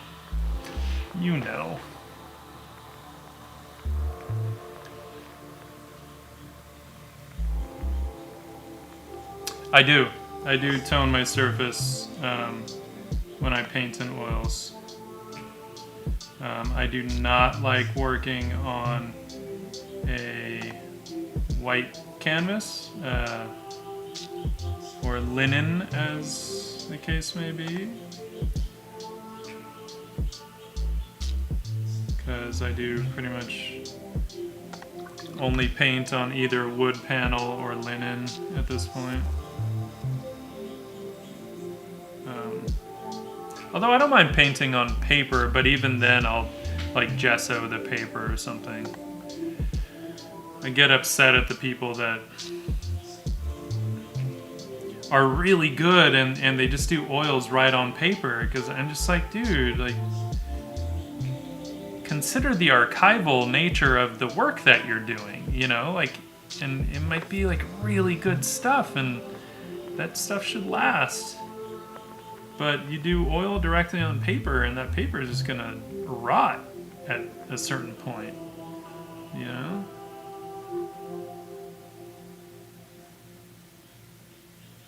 It's like all those damn people doing all the varnish porn. I hate that shit. Oh my god. Autumn knows how much I hate that shit. People like pouring varnish onto their painting for the sake of Instagram, and I'm just like, holy shit. And people that should know better than to do that. Companies, like art supply companies, promoting that stuff. And I'm just like, that is not the way to varnish. That is a good way to make your painting look terrible. One guy I saw, he kind of started that way, but he only did a little bit. And then after that, he was actually pouring the varnish on the brush and doing it. I'm like, okay, that's a little better. But still, just put the varnish in another container and then brush it on. It still looks awesome on Instagram. Like, what the hell? You don't have to pour it on. Or you have, like, no control over how heavy the varnish is.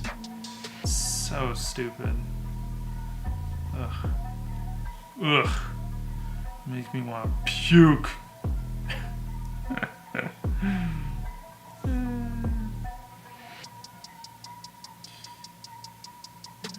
I decided let's get a little bit more. I don't know why. I'm looking at this fur lining and I'm just like, oh my god, that seems so warm right now. Like, I don't even want to paint it. It feels so warm.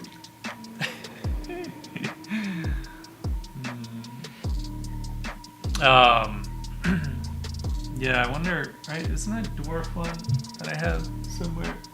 Yeah, he's toned. Here, let's look real quick.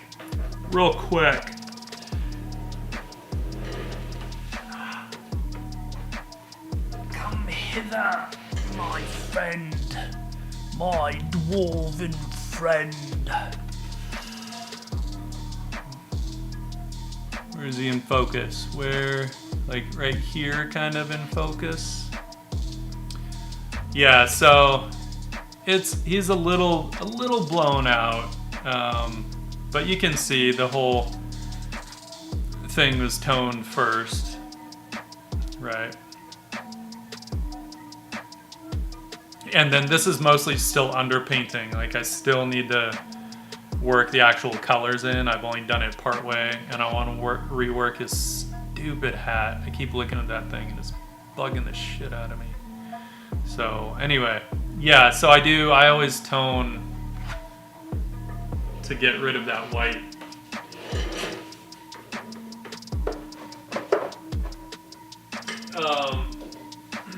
Even on this, I don't think it'll show up on this one as well. Here, this actually, let's go back to, I'll show it better here. Right, so another watercolor piece, but this one actually like pretty much just threw some yellow down on the whole thing, right?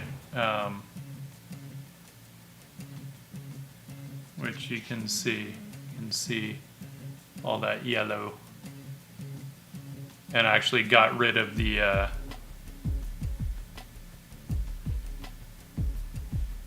all the white on this, but it very subtly. Like I still needed lights that were enough to preserve, right?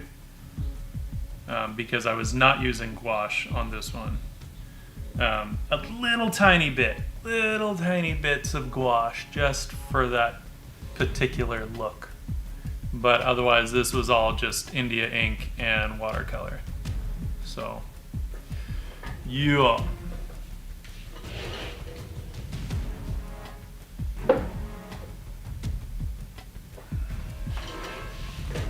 And here's our, there you can see it a lot better on our dwarf.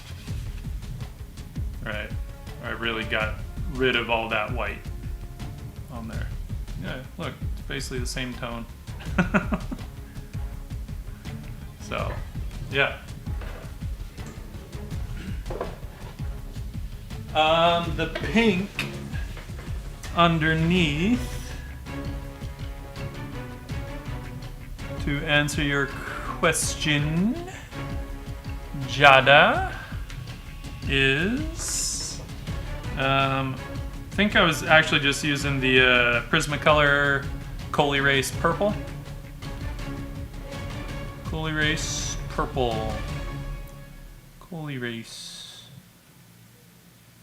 Purple. Yeah. That's what I used. Okay, we need some cools in the skin. This is all looking very monotone. Too monotone for me. Don't like it. We need color in the skin. And cool colors are nice. Actually, I might even get a little bit of... I always think skin tone looks a little strange if, like, I should say Caucasian skin tone. Actually, no, pretty much all skin tone looks a little strange, I think, if you don't get any green in there. Skin tones tend to pick up quite a bit of green for some reason. I don't know if it's picking up the blue from outside and then mixing with some of the yellower tones of the skin, or like, I don't feel like I should know what causes those greens, but I don't exactly. I just know that if you don't get them in, sometimes it doesn't look right.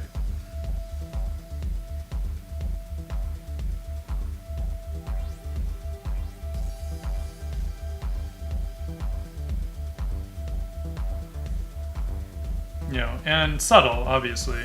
Like, we don't want to go too crazy. You could, if you want to go all impressionistic with the colors, you could. Not saying you can't. Do what you want. Oh, sorry.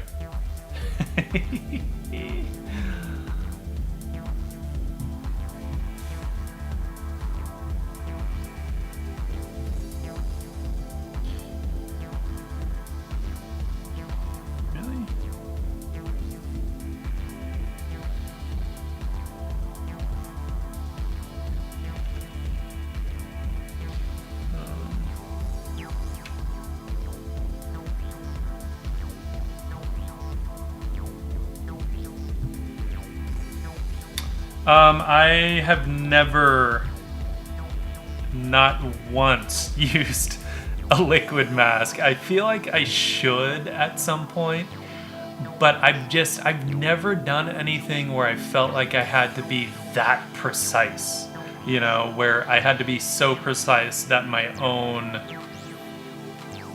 kind of control couldn't handle it. But it's also, I think, for a certain look and for a certain technique is where the masks come in. This kind of stuff wouldn't make sense. But if you're doing something where you do have to, like, where you want this big wash and you want that particular look and that particular gradient that a wash will give you, but then you still need to preserve lights and all that stuff, I could totally understand it.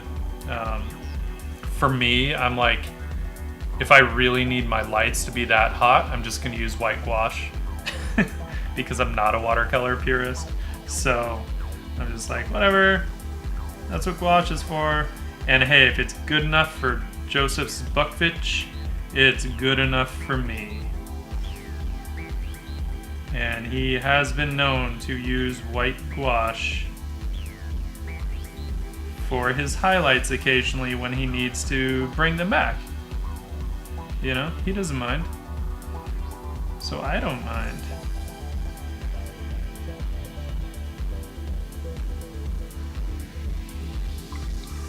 Ooh, we should look at that. Because I brought it home. Hang on.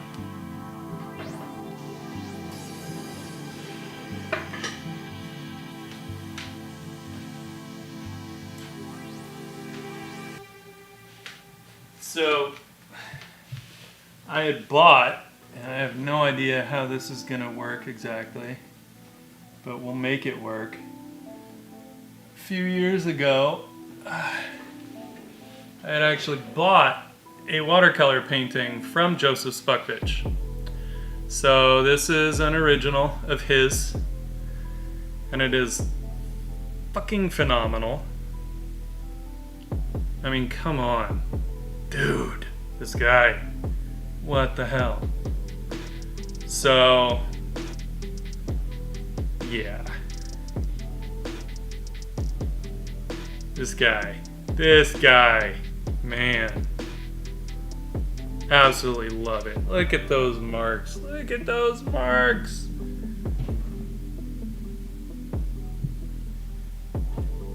What? What? He's like not doing anything and it's all there. Ha. Love it. Yeah. Phenomenal. Phenomenal.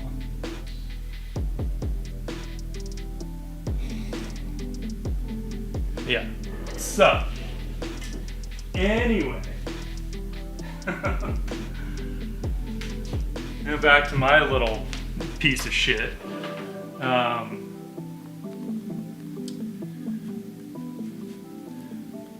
Yeah, he's like hands down one of my absolute favorite watercolor artists.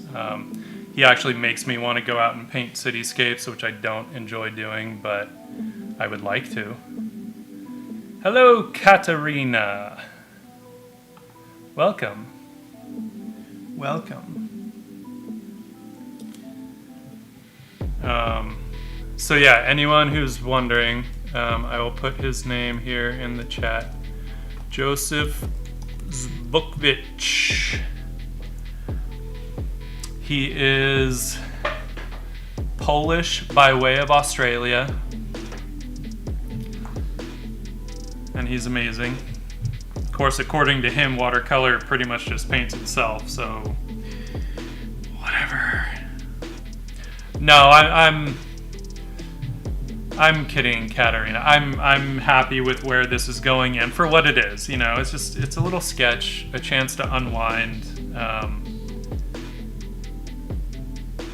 And watercolor is one of those mediums that I just love using it. Like, even if, who knows what I end up with at the end, but it's just, I love using it. And it just gets a look that nothing else really can.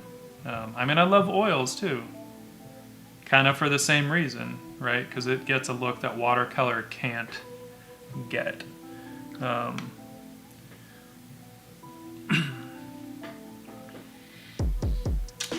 I'm considering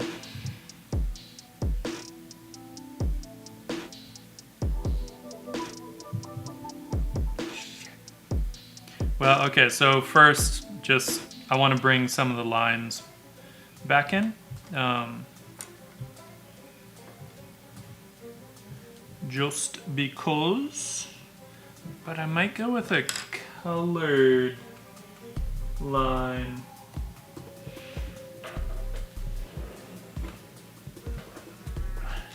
I see you, blue pencil.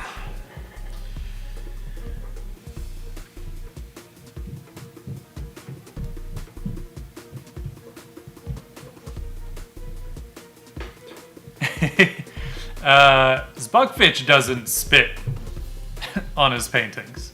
I've seen his process videos, and he definitely doesn't. But I could see why they would. Yeah. No, so Joseph Zbukfitch he's Polish, but he moved to Australia, I think, when he was like 17, and he's now, I don't know how old he is. I think he's getting close to 60. I'm pretty sure he's in his 50s, like late 50s. So he's been in Australia for a long time. So his accent is like somewhere between Polish and Australian. Oh, it's not a Polish name. Interesting. Well, that's where he's from.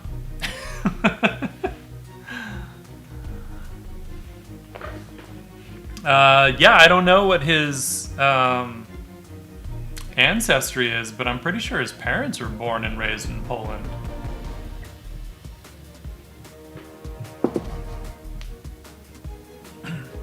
So I want to bring some of these lines back in, and it's mostly me just, well, partly me just trying to decide if I want to put some kind of a wash out here that will sort of chisel out her silhouette, and I'm not sure. I feel like maybe lines might be enough to do that for me.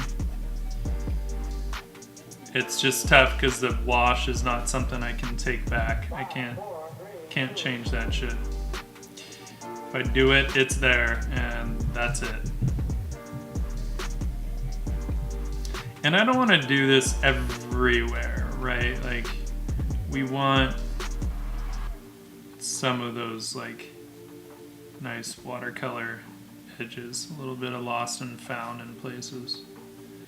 Don't overdo it. It's very tempting to just go around and contour the shit out of stuff, but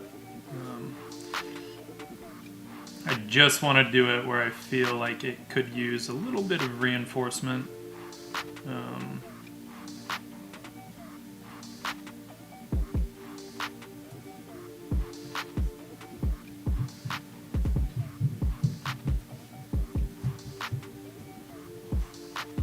So I think we'll stick with the lines rather than going with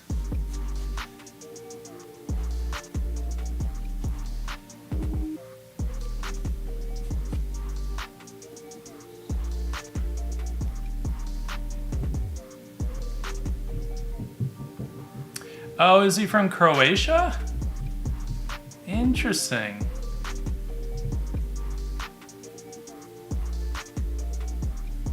Huh. But I think he was Polish.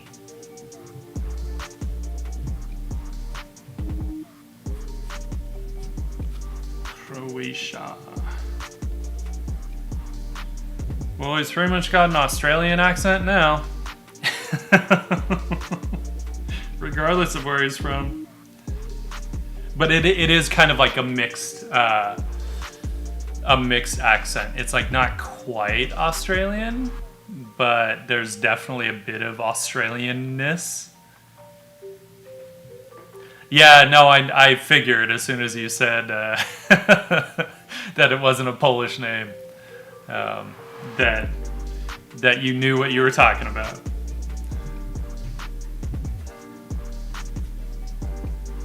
But then I thought maybe he was from Poland but wasn't Polish. But cool. Croatian by way of Australia. Yeah, he left home young. It's crazy. And then went to school for like industrial design or product design, I think. I think it was industrial design. And basically they had an assignment where they just had to pick a medium, any medium, and render a product in that medium. And he didn't really know anything about different mediums, so he randomly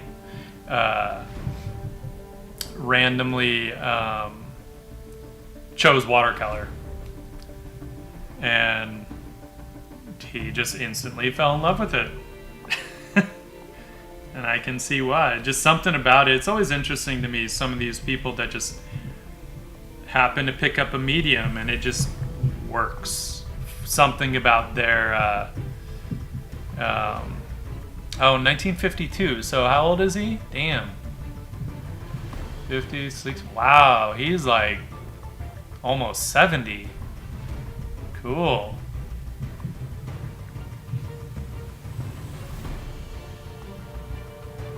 At a pedagogical university, political instability eventually forced Buckfitch and his family to flee to us. Oh, I didn't know he went there with his family. Interesting. Yeah, that's not. It doesn't quite give, because I know, like, he in his videos, which I've watched many times, he has said that he did go to school for industrial design, college. But I don't know if he finished. I don't know if he finished college, because I know that kind of once he took to watercolor, it was just like that was it. That's what he wanted to do.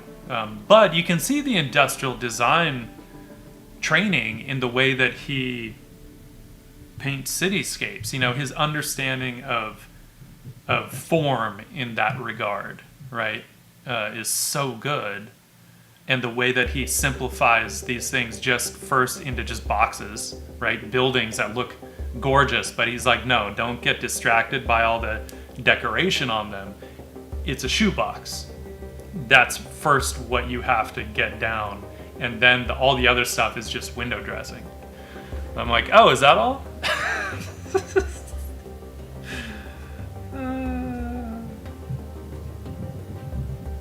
So, meaning there's a whole middle part in there where, yes, he was able to pursue his artistic career, but he did, like, have to go through a bit of other training and discovery before that.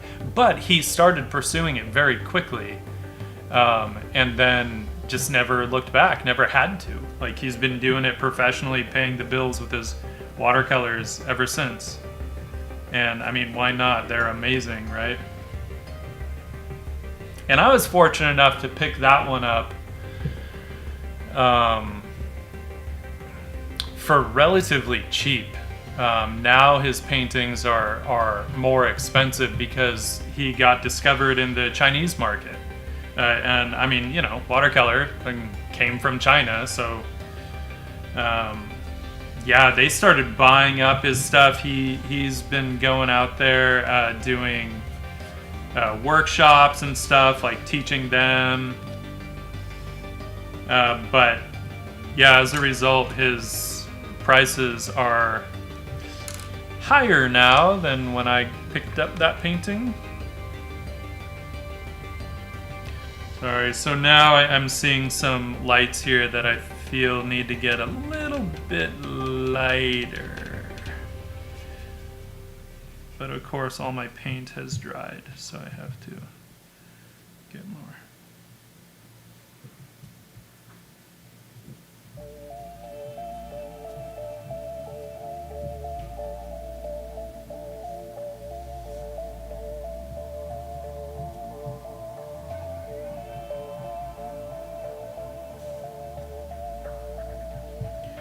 Croatia. Man, Croatia looks like a beautiful country. Parts of it, anyway. That's one of those places I don't really know much about, other than that much of Game of Thrones is filmed there. That's the extent of my knowledge of Croatia.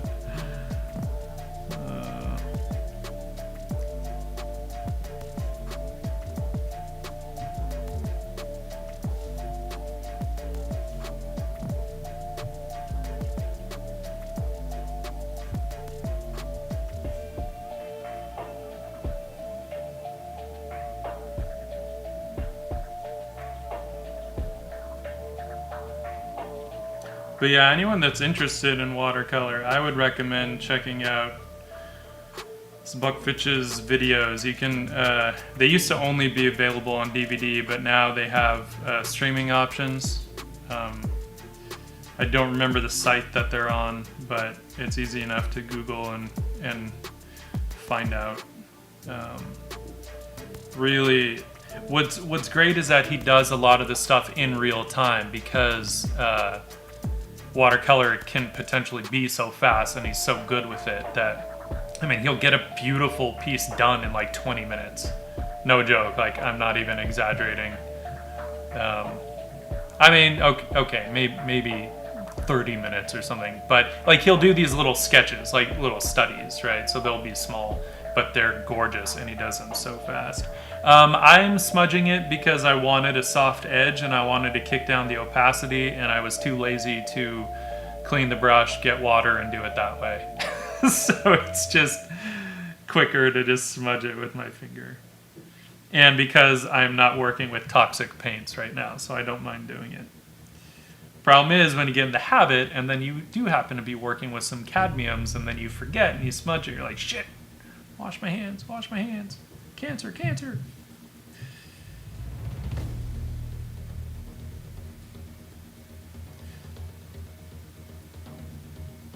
Never underestimate the ingenuity of artistic laziness, my friends. We will find a quicker, easier way to do things every time.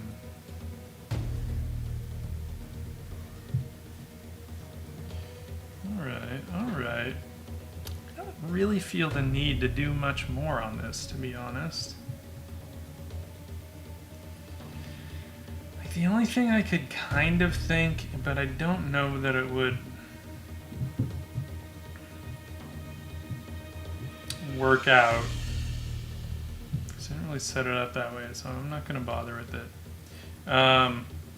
Maybe a little bit of light on, you know, so, because if I were to just leave, I mean, granted, this is actually watered down enough that it's already fading quite a bit.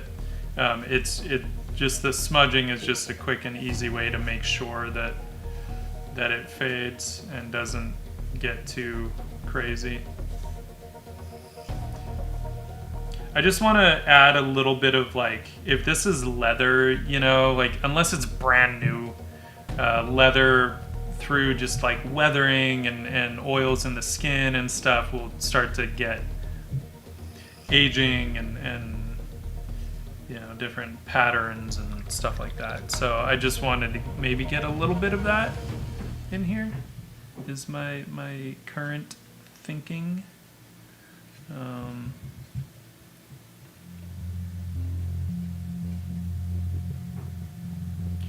Which can be easily done with just watermarks, right? So where you just like put a wet mark down and then just leave it to dry, and you get some nice like edges on that mark. So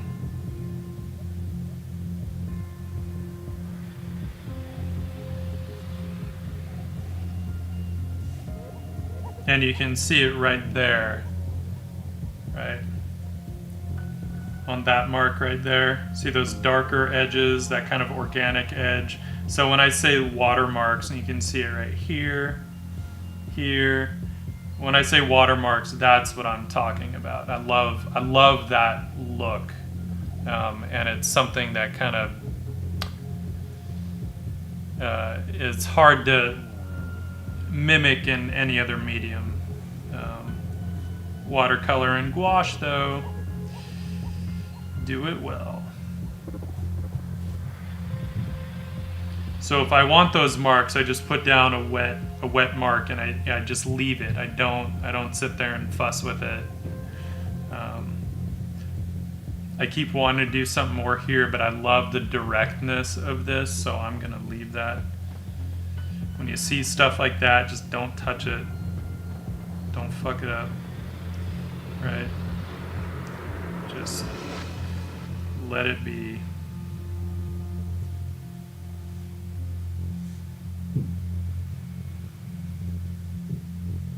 And sometimes, like, I'll see something like that in a painting. Sometimes, you know, same thing applies to oil painting. And I'll just leave it and I won't touch it like the whole way, even if it'll end up looking a little unfinished by the end. But I'm like, no, if those marks are exactly the way that I wanted, I'm not going to touch it. So I have a cat.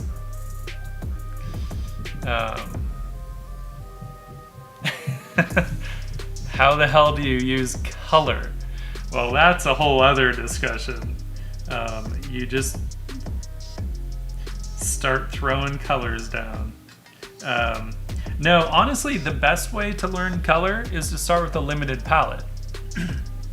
I think that's the best way to really start to understand color, right? Don't go crazy and give yourself a full range to work with. I think that's one of the downfalls with digital sometimes, just from the learning standpoint, is that it can be a little tricky because you have everything at your disposal. And you know, whereas anyone that is learning traditionally would have started with more limited exposure to materials. Right, so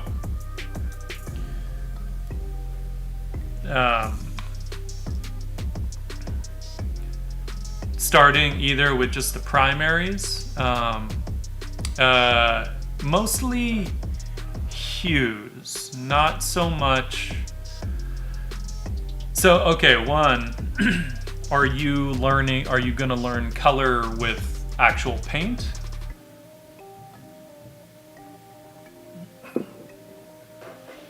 Because that would sort of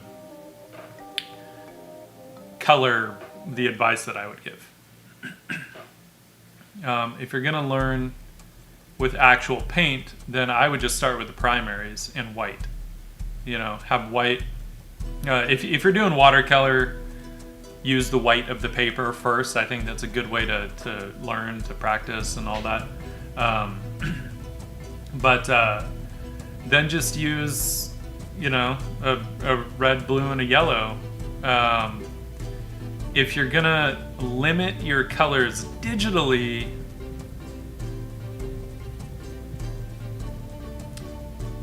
that gets a little trickier. How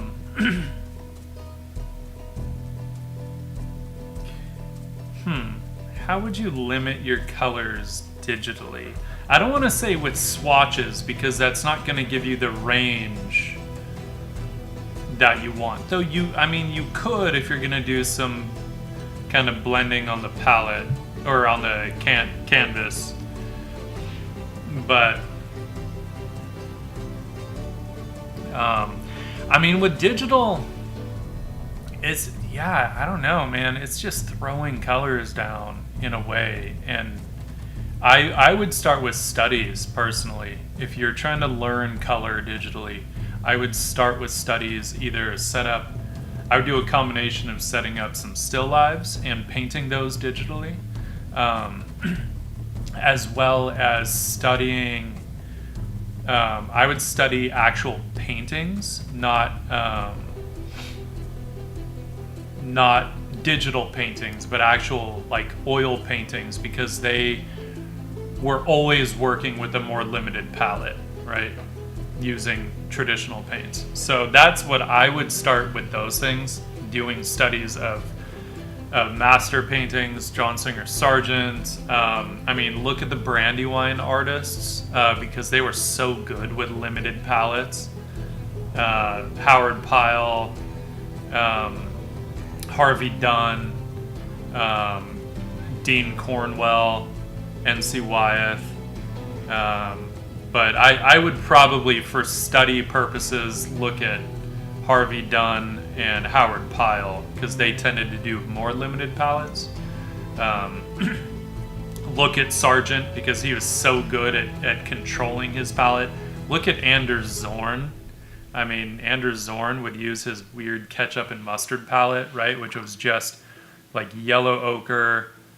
And I've heard different things between alizarin crimson and cadmium red. It could go either way. So we'll just say yellow ochre. I think it was yellow ochre pale, but I could be wrong. Cadmium red, ivory black, and titanium white. And he would do entire paintings in just those, because the ivory black is a cool black. So once you mix white into it, it becomes a very cool color. And you put that next to a cadmium red and it looks blue, right? Mix the black with your yellow ochre and you get a beautiful olive green. I would personally probably swap out yellow ochre for Indian yellow, but that's just a preference.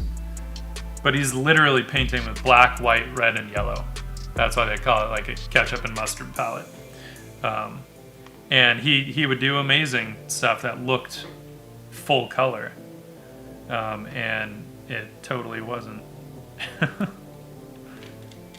And he did do other paintings that were full color, by the way. But I think he really like had a great control of his palette.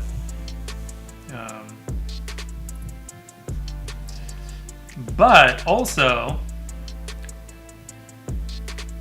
depending on what you're trying to do, don't overthink color. Seriously, like if your values are there, you can throw down any color you want and it won't necessarily look wrong. The only thing is you don't want your colors to get muddy, right? So that's where you just have to have an understanding of which colors go together and which ones will start to cancel each other out. So, but if your values are there, color doesn't matter too much. I used to do that kind of stuff all the time with my paintings. I would just focus on the values and I would throw whatever colors together I felt like throwing together. And hey, it worked. So I'm just wanting to get a little bit more heat in some of these areas. We'll see how this stuff dries. It might be a little hectic. A little bit. Yeah, I just want to get a little more heat in some of these darks.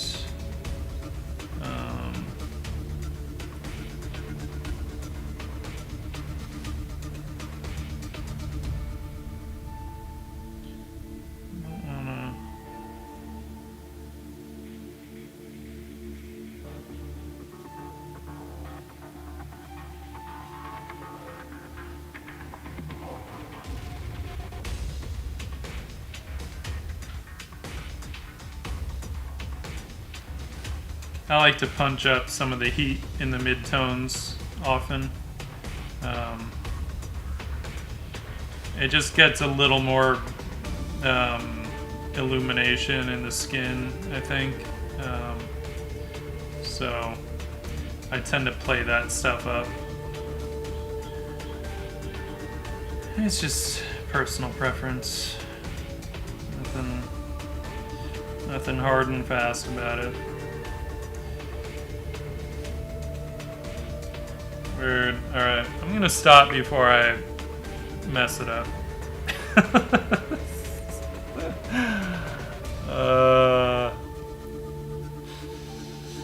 Blue. Blue. Never underestimate the cools in skin tones, ever. There are a lot more cools than we often think, because we think, oh, flesh tone, right? Basically burnt sienna and white is like your just general average flesh tone. But I mean, there's so much happening under the skin. There's all this stuff getting reflected, light sources. There's a lot of color happening in the skin. Look at again, look at John Singer Sargent, look at William Bouguereau, look at the pre-Raphaelites, right? Sir Lawrence Alma-Tadema,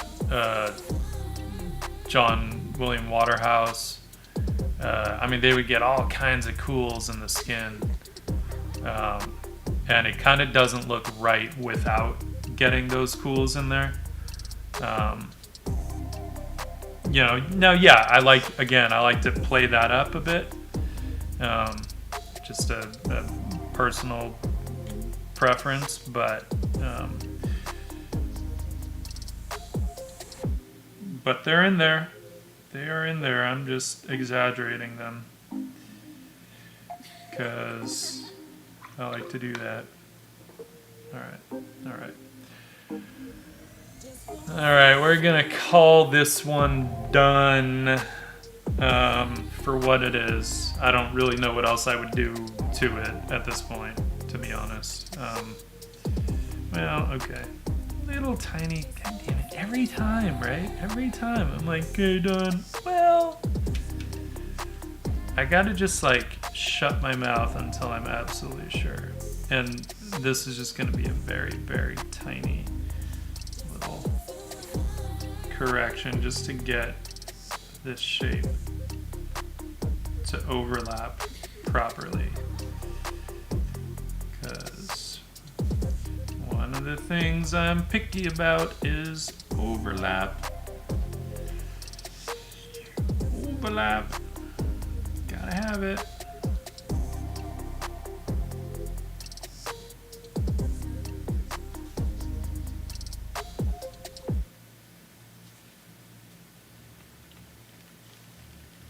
I just want some of these little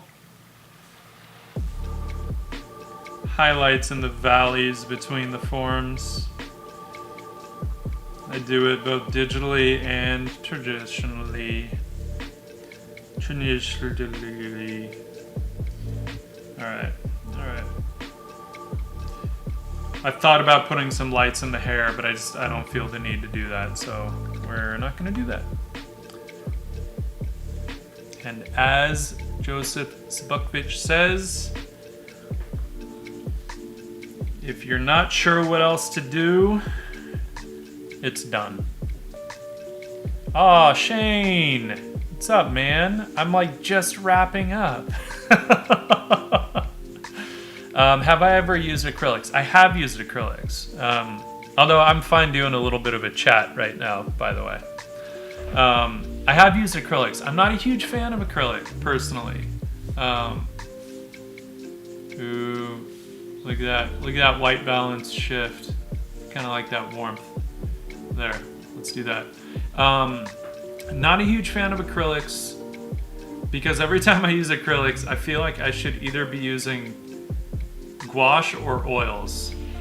And I like both gouache and oils more than acrylics.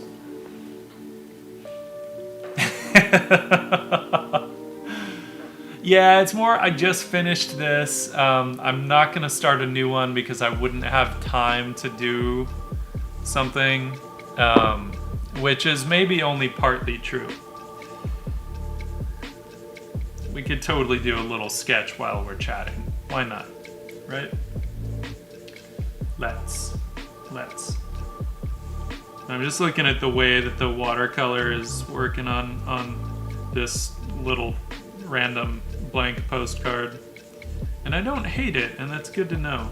It would be kind of fun to do some little postcards at some point, maybe send those out. I'm not opposed to it. I still kind of... No. Shit. Alright. So this is where we can see the... oh, you can't see it. The glue got between the signatures when I made this book here a little bit. It's cool. It was my first time making a sketchbook, so I don't mind. I don't mind. Where's my card here? Give me that white balance back. White balance!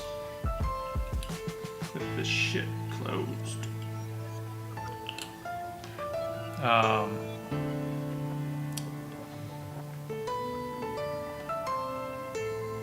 Oh, thanks, Fall. As soon as I turn the page, I apologize.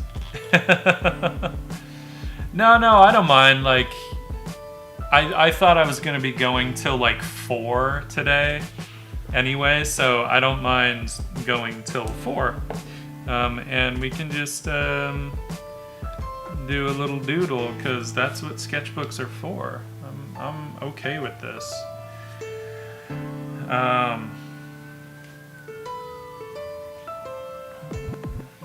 But we can keep it simple and like just do a face or something.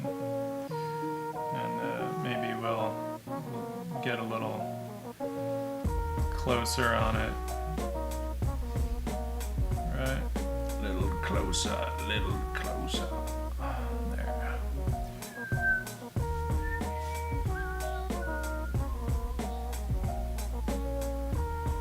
There. There. There. Yeah, I prefer both gouache and oils, so I figured might as well just stick with those. Actually don't feel like lining it in that one.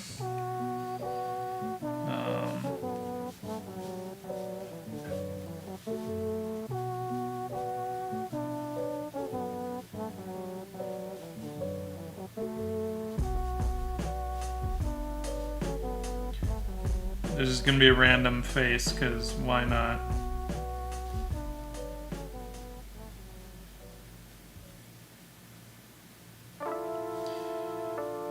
What I like about the little sketches is that I really get to just get the marks that I like, and they're just fun to work with. Maybe this will be our same little barbarian girl laughing about something. I don't know what. Shane, how you doing, man? I still got to catch one of your episodes there.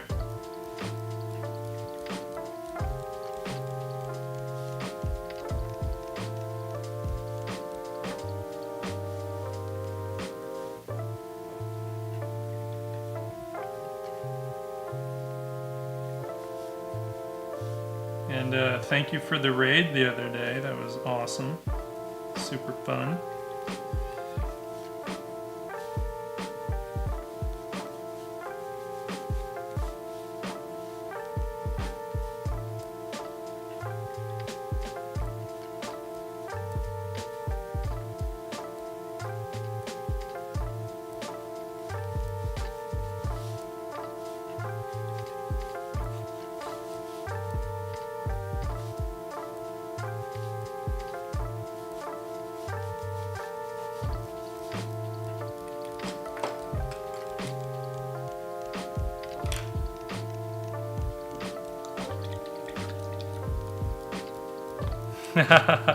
Awesome. She's rad like that. Here, I will bring this more into view.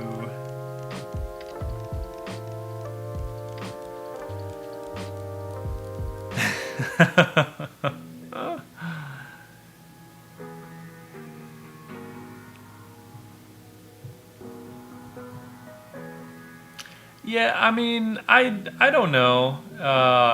I don't know that acrylics work any better for that stuff than any of the others necessarily. I mean, they have their strong suits, obviously, because you know the fact that they are like very permanent when they dry is pretty rad. So you can do a lot with them, and there have been times that I've used acrylics to do a light underpainting for oils, because you can paint with oils on top of them. So, you know, that's cool. That's fun. But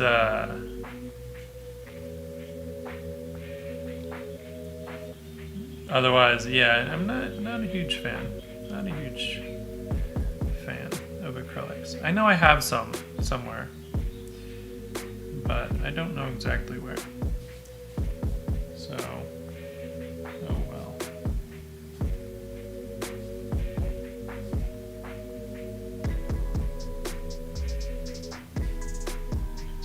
We will light her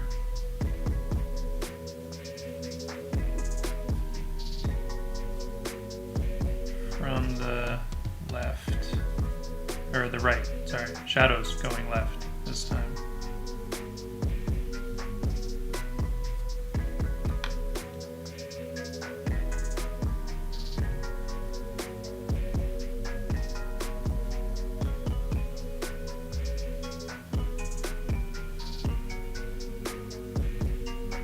There's a good chance this will not take us to 4 o'clock, but that's okay.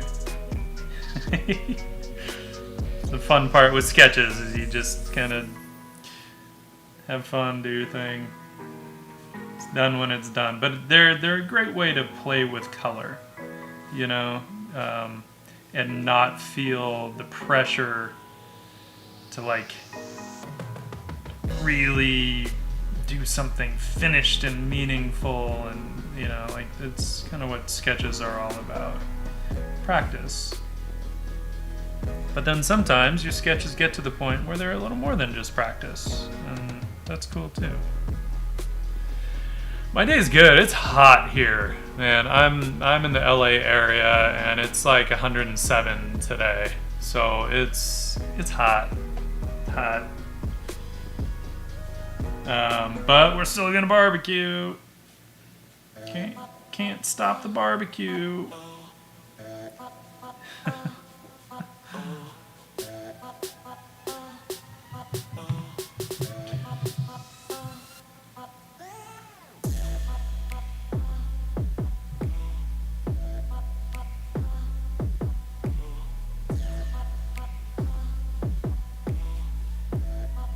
I mean, granted, I do have AC here, but we were running around earlier today doing some errands, and by like 11 a.m., I think it was like 102 or something.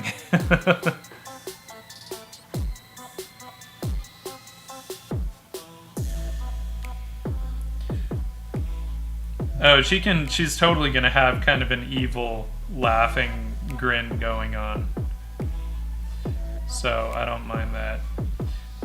I feel like she's very mischievous and doesn't really give a fuck.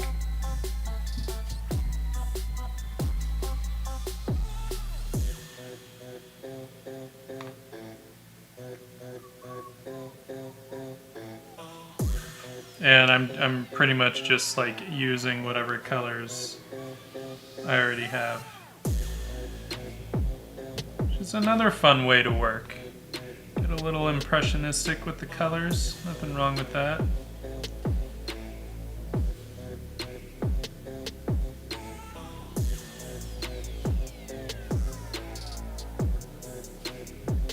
But still thinking about some of the planes.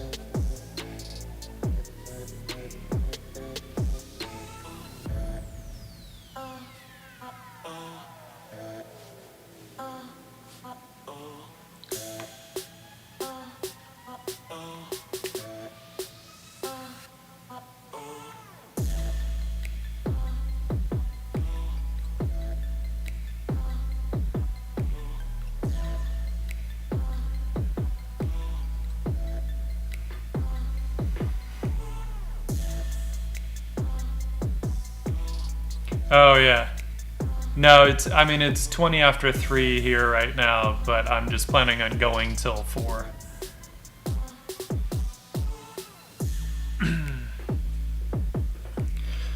Oh yeah, that's thunderstorms can be gnarly. Now I got a bit busy with some of this stuff, so I'm trying to think of where to put the the darks, which will, to me, it's one of the important things that Harvey Dunn has said is that the shadows carry the drawing and the lights carry the color, right? So it's a good thing to keep in mind, right? So in this case, it's more the accent shadows are gonna carry the drawing, because there isn't much of a drawing, because I'm not doing a whole lot of color in the lights, because we're just not working that way. Oh well, that's okay. But I do still think about it, especially with illustration. It is very true.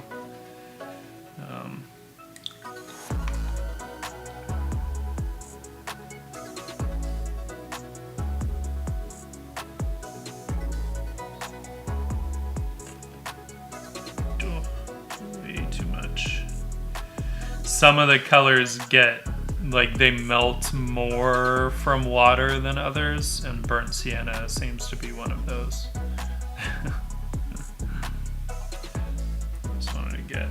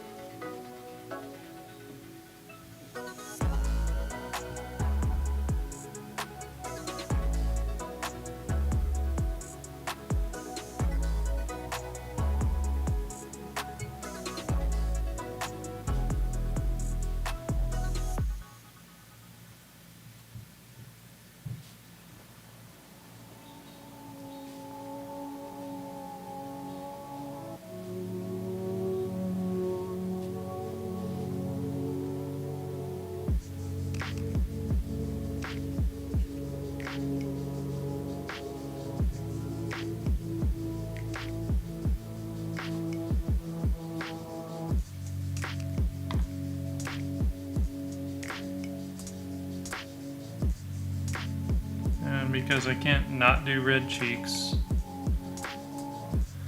How long have I? I had actually started a while back, back in 2018, I think, but then I stopped for quite a while. I got pretty busy with work, and the commute into work was getting worse and worse and worse. LA traffic and all that. But then with all the quarantine stuff and working from home, all of a sudden I was like, you know what? I can get back to doing this. And I'm gonna, because I kind of missed live streaming. So I only just got back to it a little while ago. And it's been a lot of fun. I need to correct that. Features a little bit, and so I'm kind of just sort of trying to get the hang of it a little bit. Like there's plenty of stuff I still need to work out, but it gets tough when I do get busy with work. I'm like, okay, can't think about streaming just yet.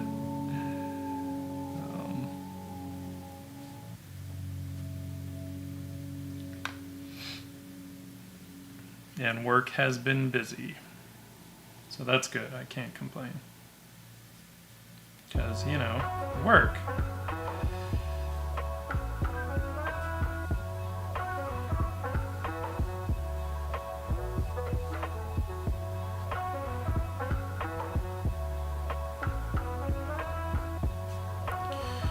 Yeah, it's like, it's so tough, because especially when, if you've been like me, you know, I was kind of out of the game for a bit, and like they had added new things in that time, and there's so much to just be like, wait, what can I do with this? Holy crap, what's this thing? I didn't know that was a thing. You know, it's like, it gets crazy, and then you have other people that are just all up on all of it, and you're like, holy crap, how do you keep it all straight? You know, and some of the people sure have like managers and shit, but I'm not talking about those folks.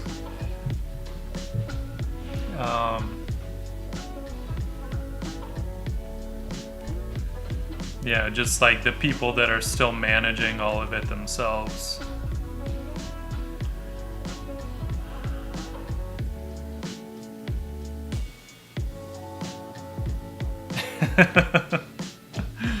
Well, I know the feeling, man.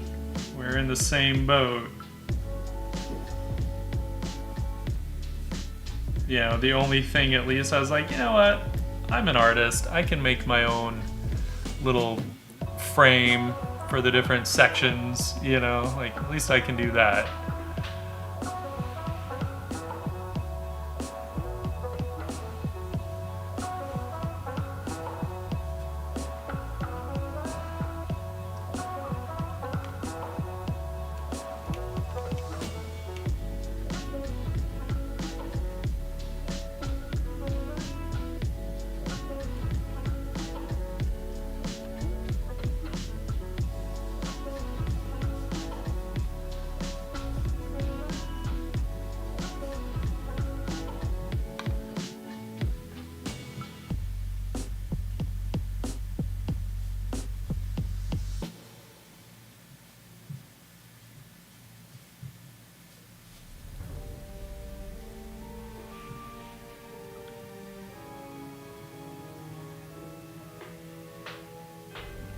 Yeah, overlay. That's what I meant. I was like, fuck, what's the word again? The framey thing. The framey thing. Ooh, dramatic music. Drama.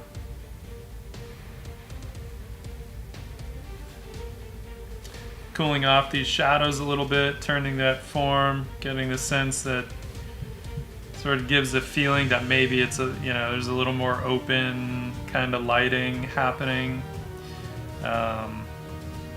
wherever she is. Want to be careful with women though, if like with cools around the bottom part of the face, because it can read as like a 5 o'clock shadow if you don't carry it throughout. So you got to be careful with that stuff. I mean, unless they're supposed to have a 5 o'clock shadow, in which case, cool, do it. Do it.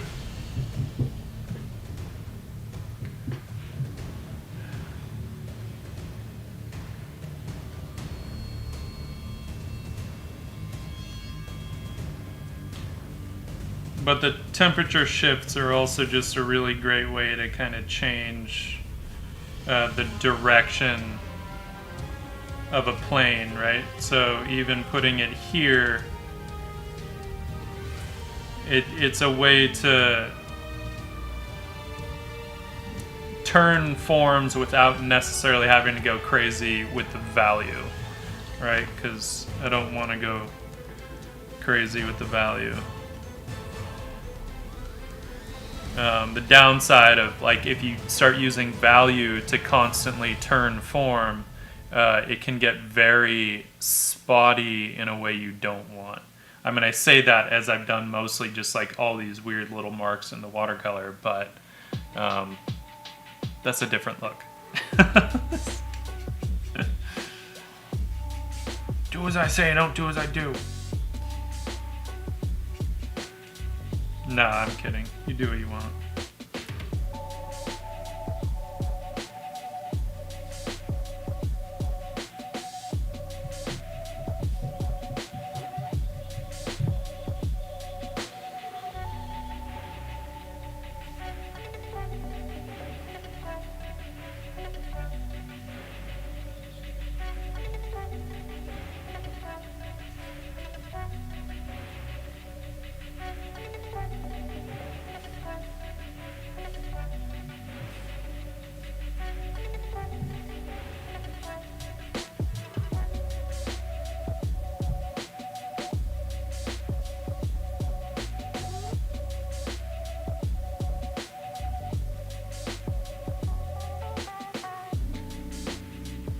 So yeah, oftentimes the way that I like to use watercolor, not rendery. I like it for its mark making. Maybe one day that'll change, but not anytime soon, I don't think.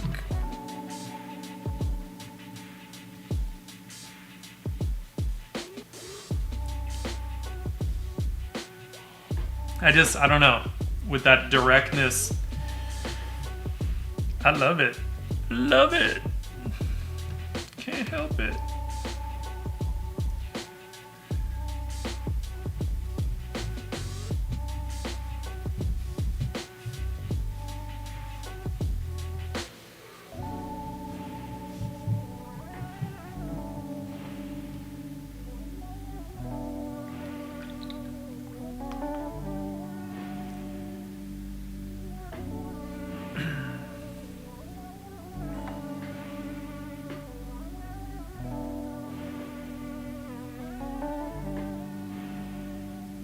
Kind of fun. Kind of fun. Let's let some of this stuff dry. Do I want to? No.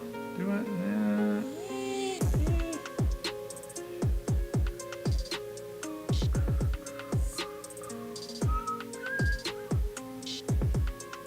Pick up some of that.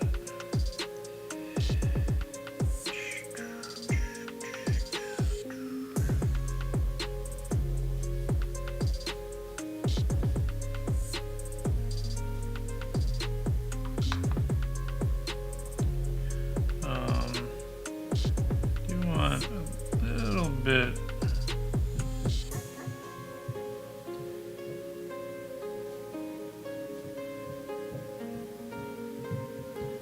of separation on some of the stuff, but I don't want to go too crazy with it. I feel like that'll get...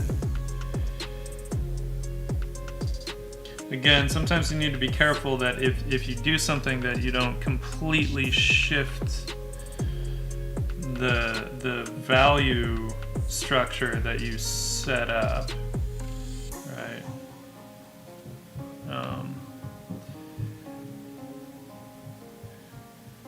If you all of a sudden get darks in there that just don't belong, you can get yourself into some trouble. I just want to heat up some of those shadows.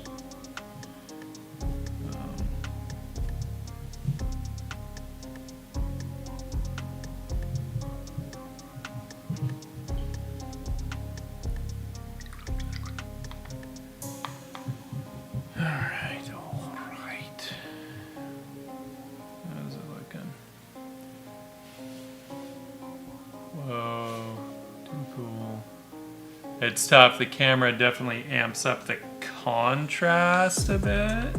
It's not quite as high contrast as it looks on the stream. But that's okay. That's okay. Oh. I sort of want to add lines, but I don't think I will. I like it with just those watermarks. It's kind of fun. Kind of fun. Mark making. Man, I just wonder if I can I wish you guys could see it, like, not quite as contrasty. It looks pretty good on the stream, but not quite. Not quite there. Is that a little better, maybe? No. Sort of, kinda. Well, you get the idea. Thanks, man.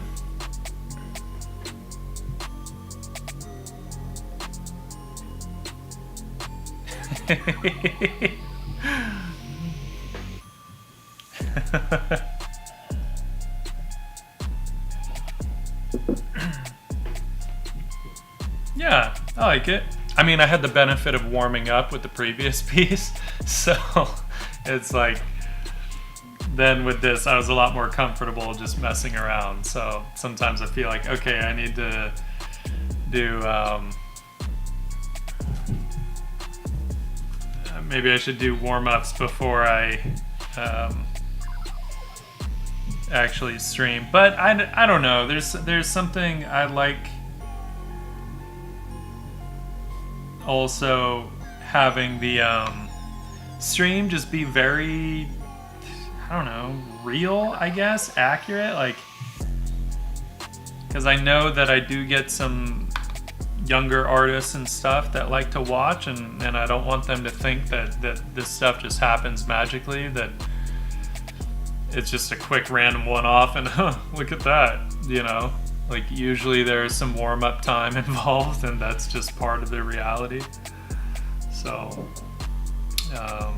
you know, I don't want to spread misinformation. This isn't Fox News.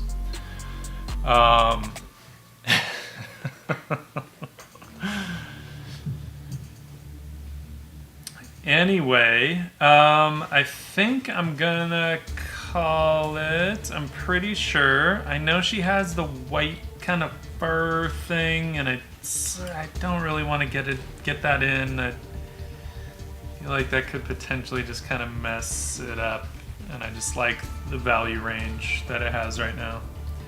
Not too light, not too dark. So I like it.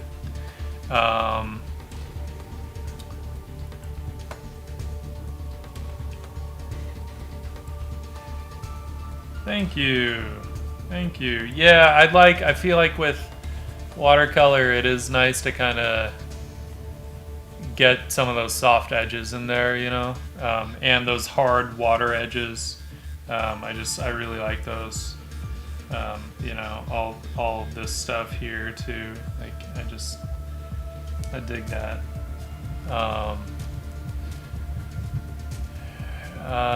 Yeah. Let's see. I don't know if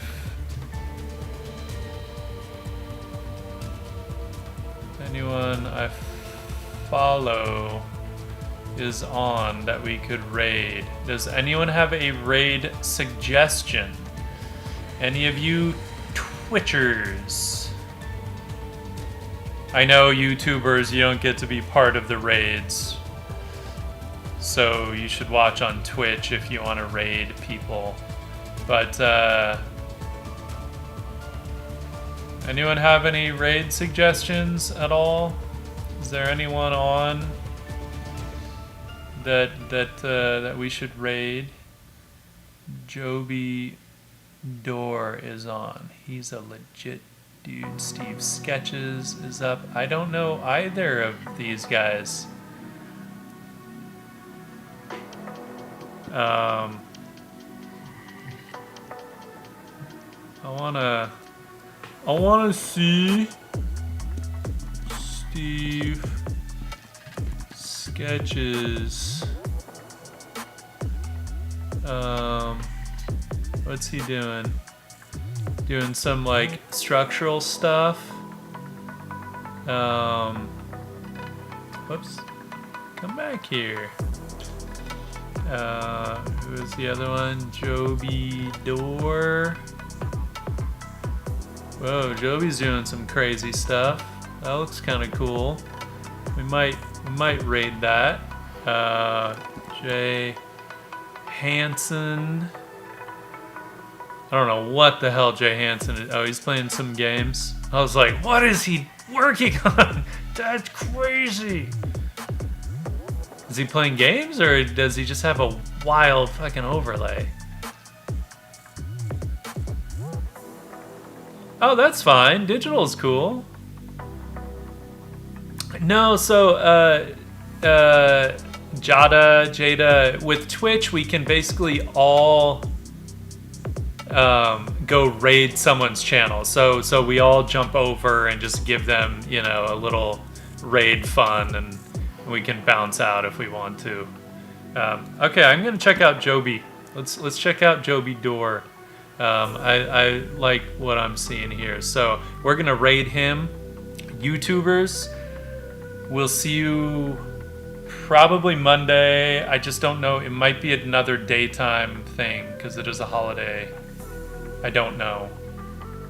Stay tuned on that one. Twitch, we're gonna raid. So thank you for joining. See ya, Shane.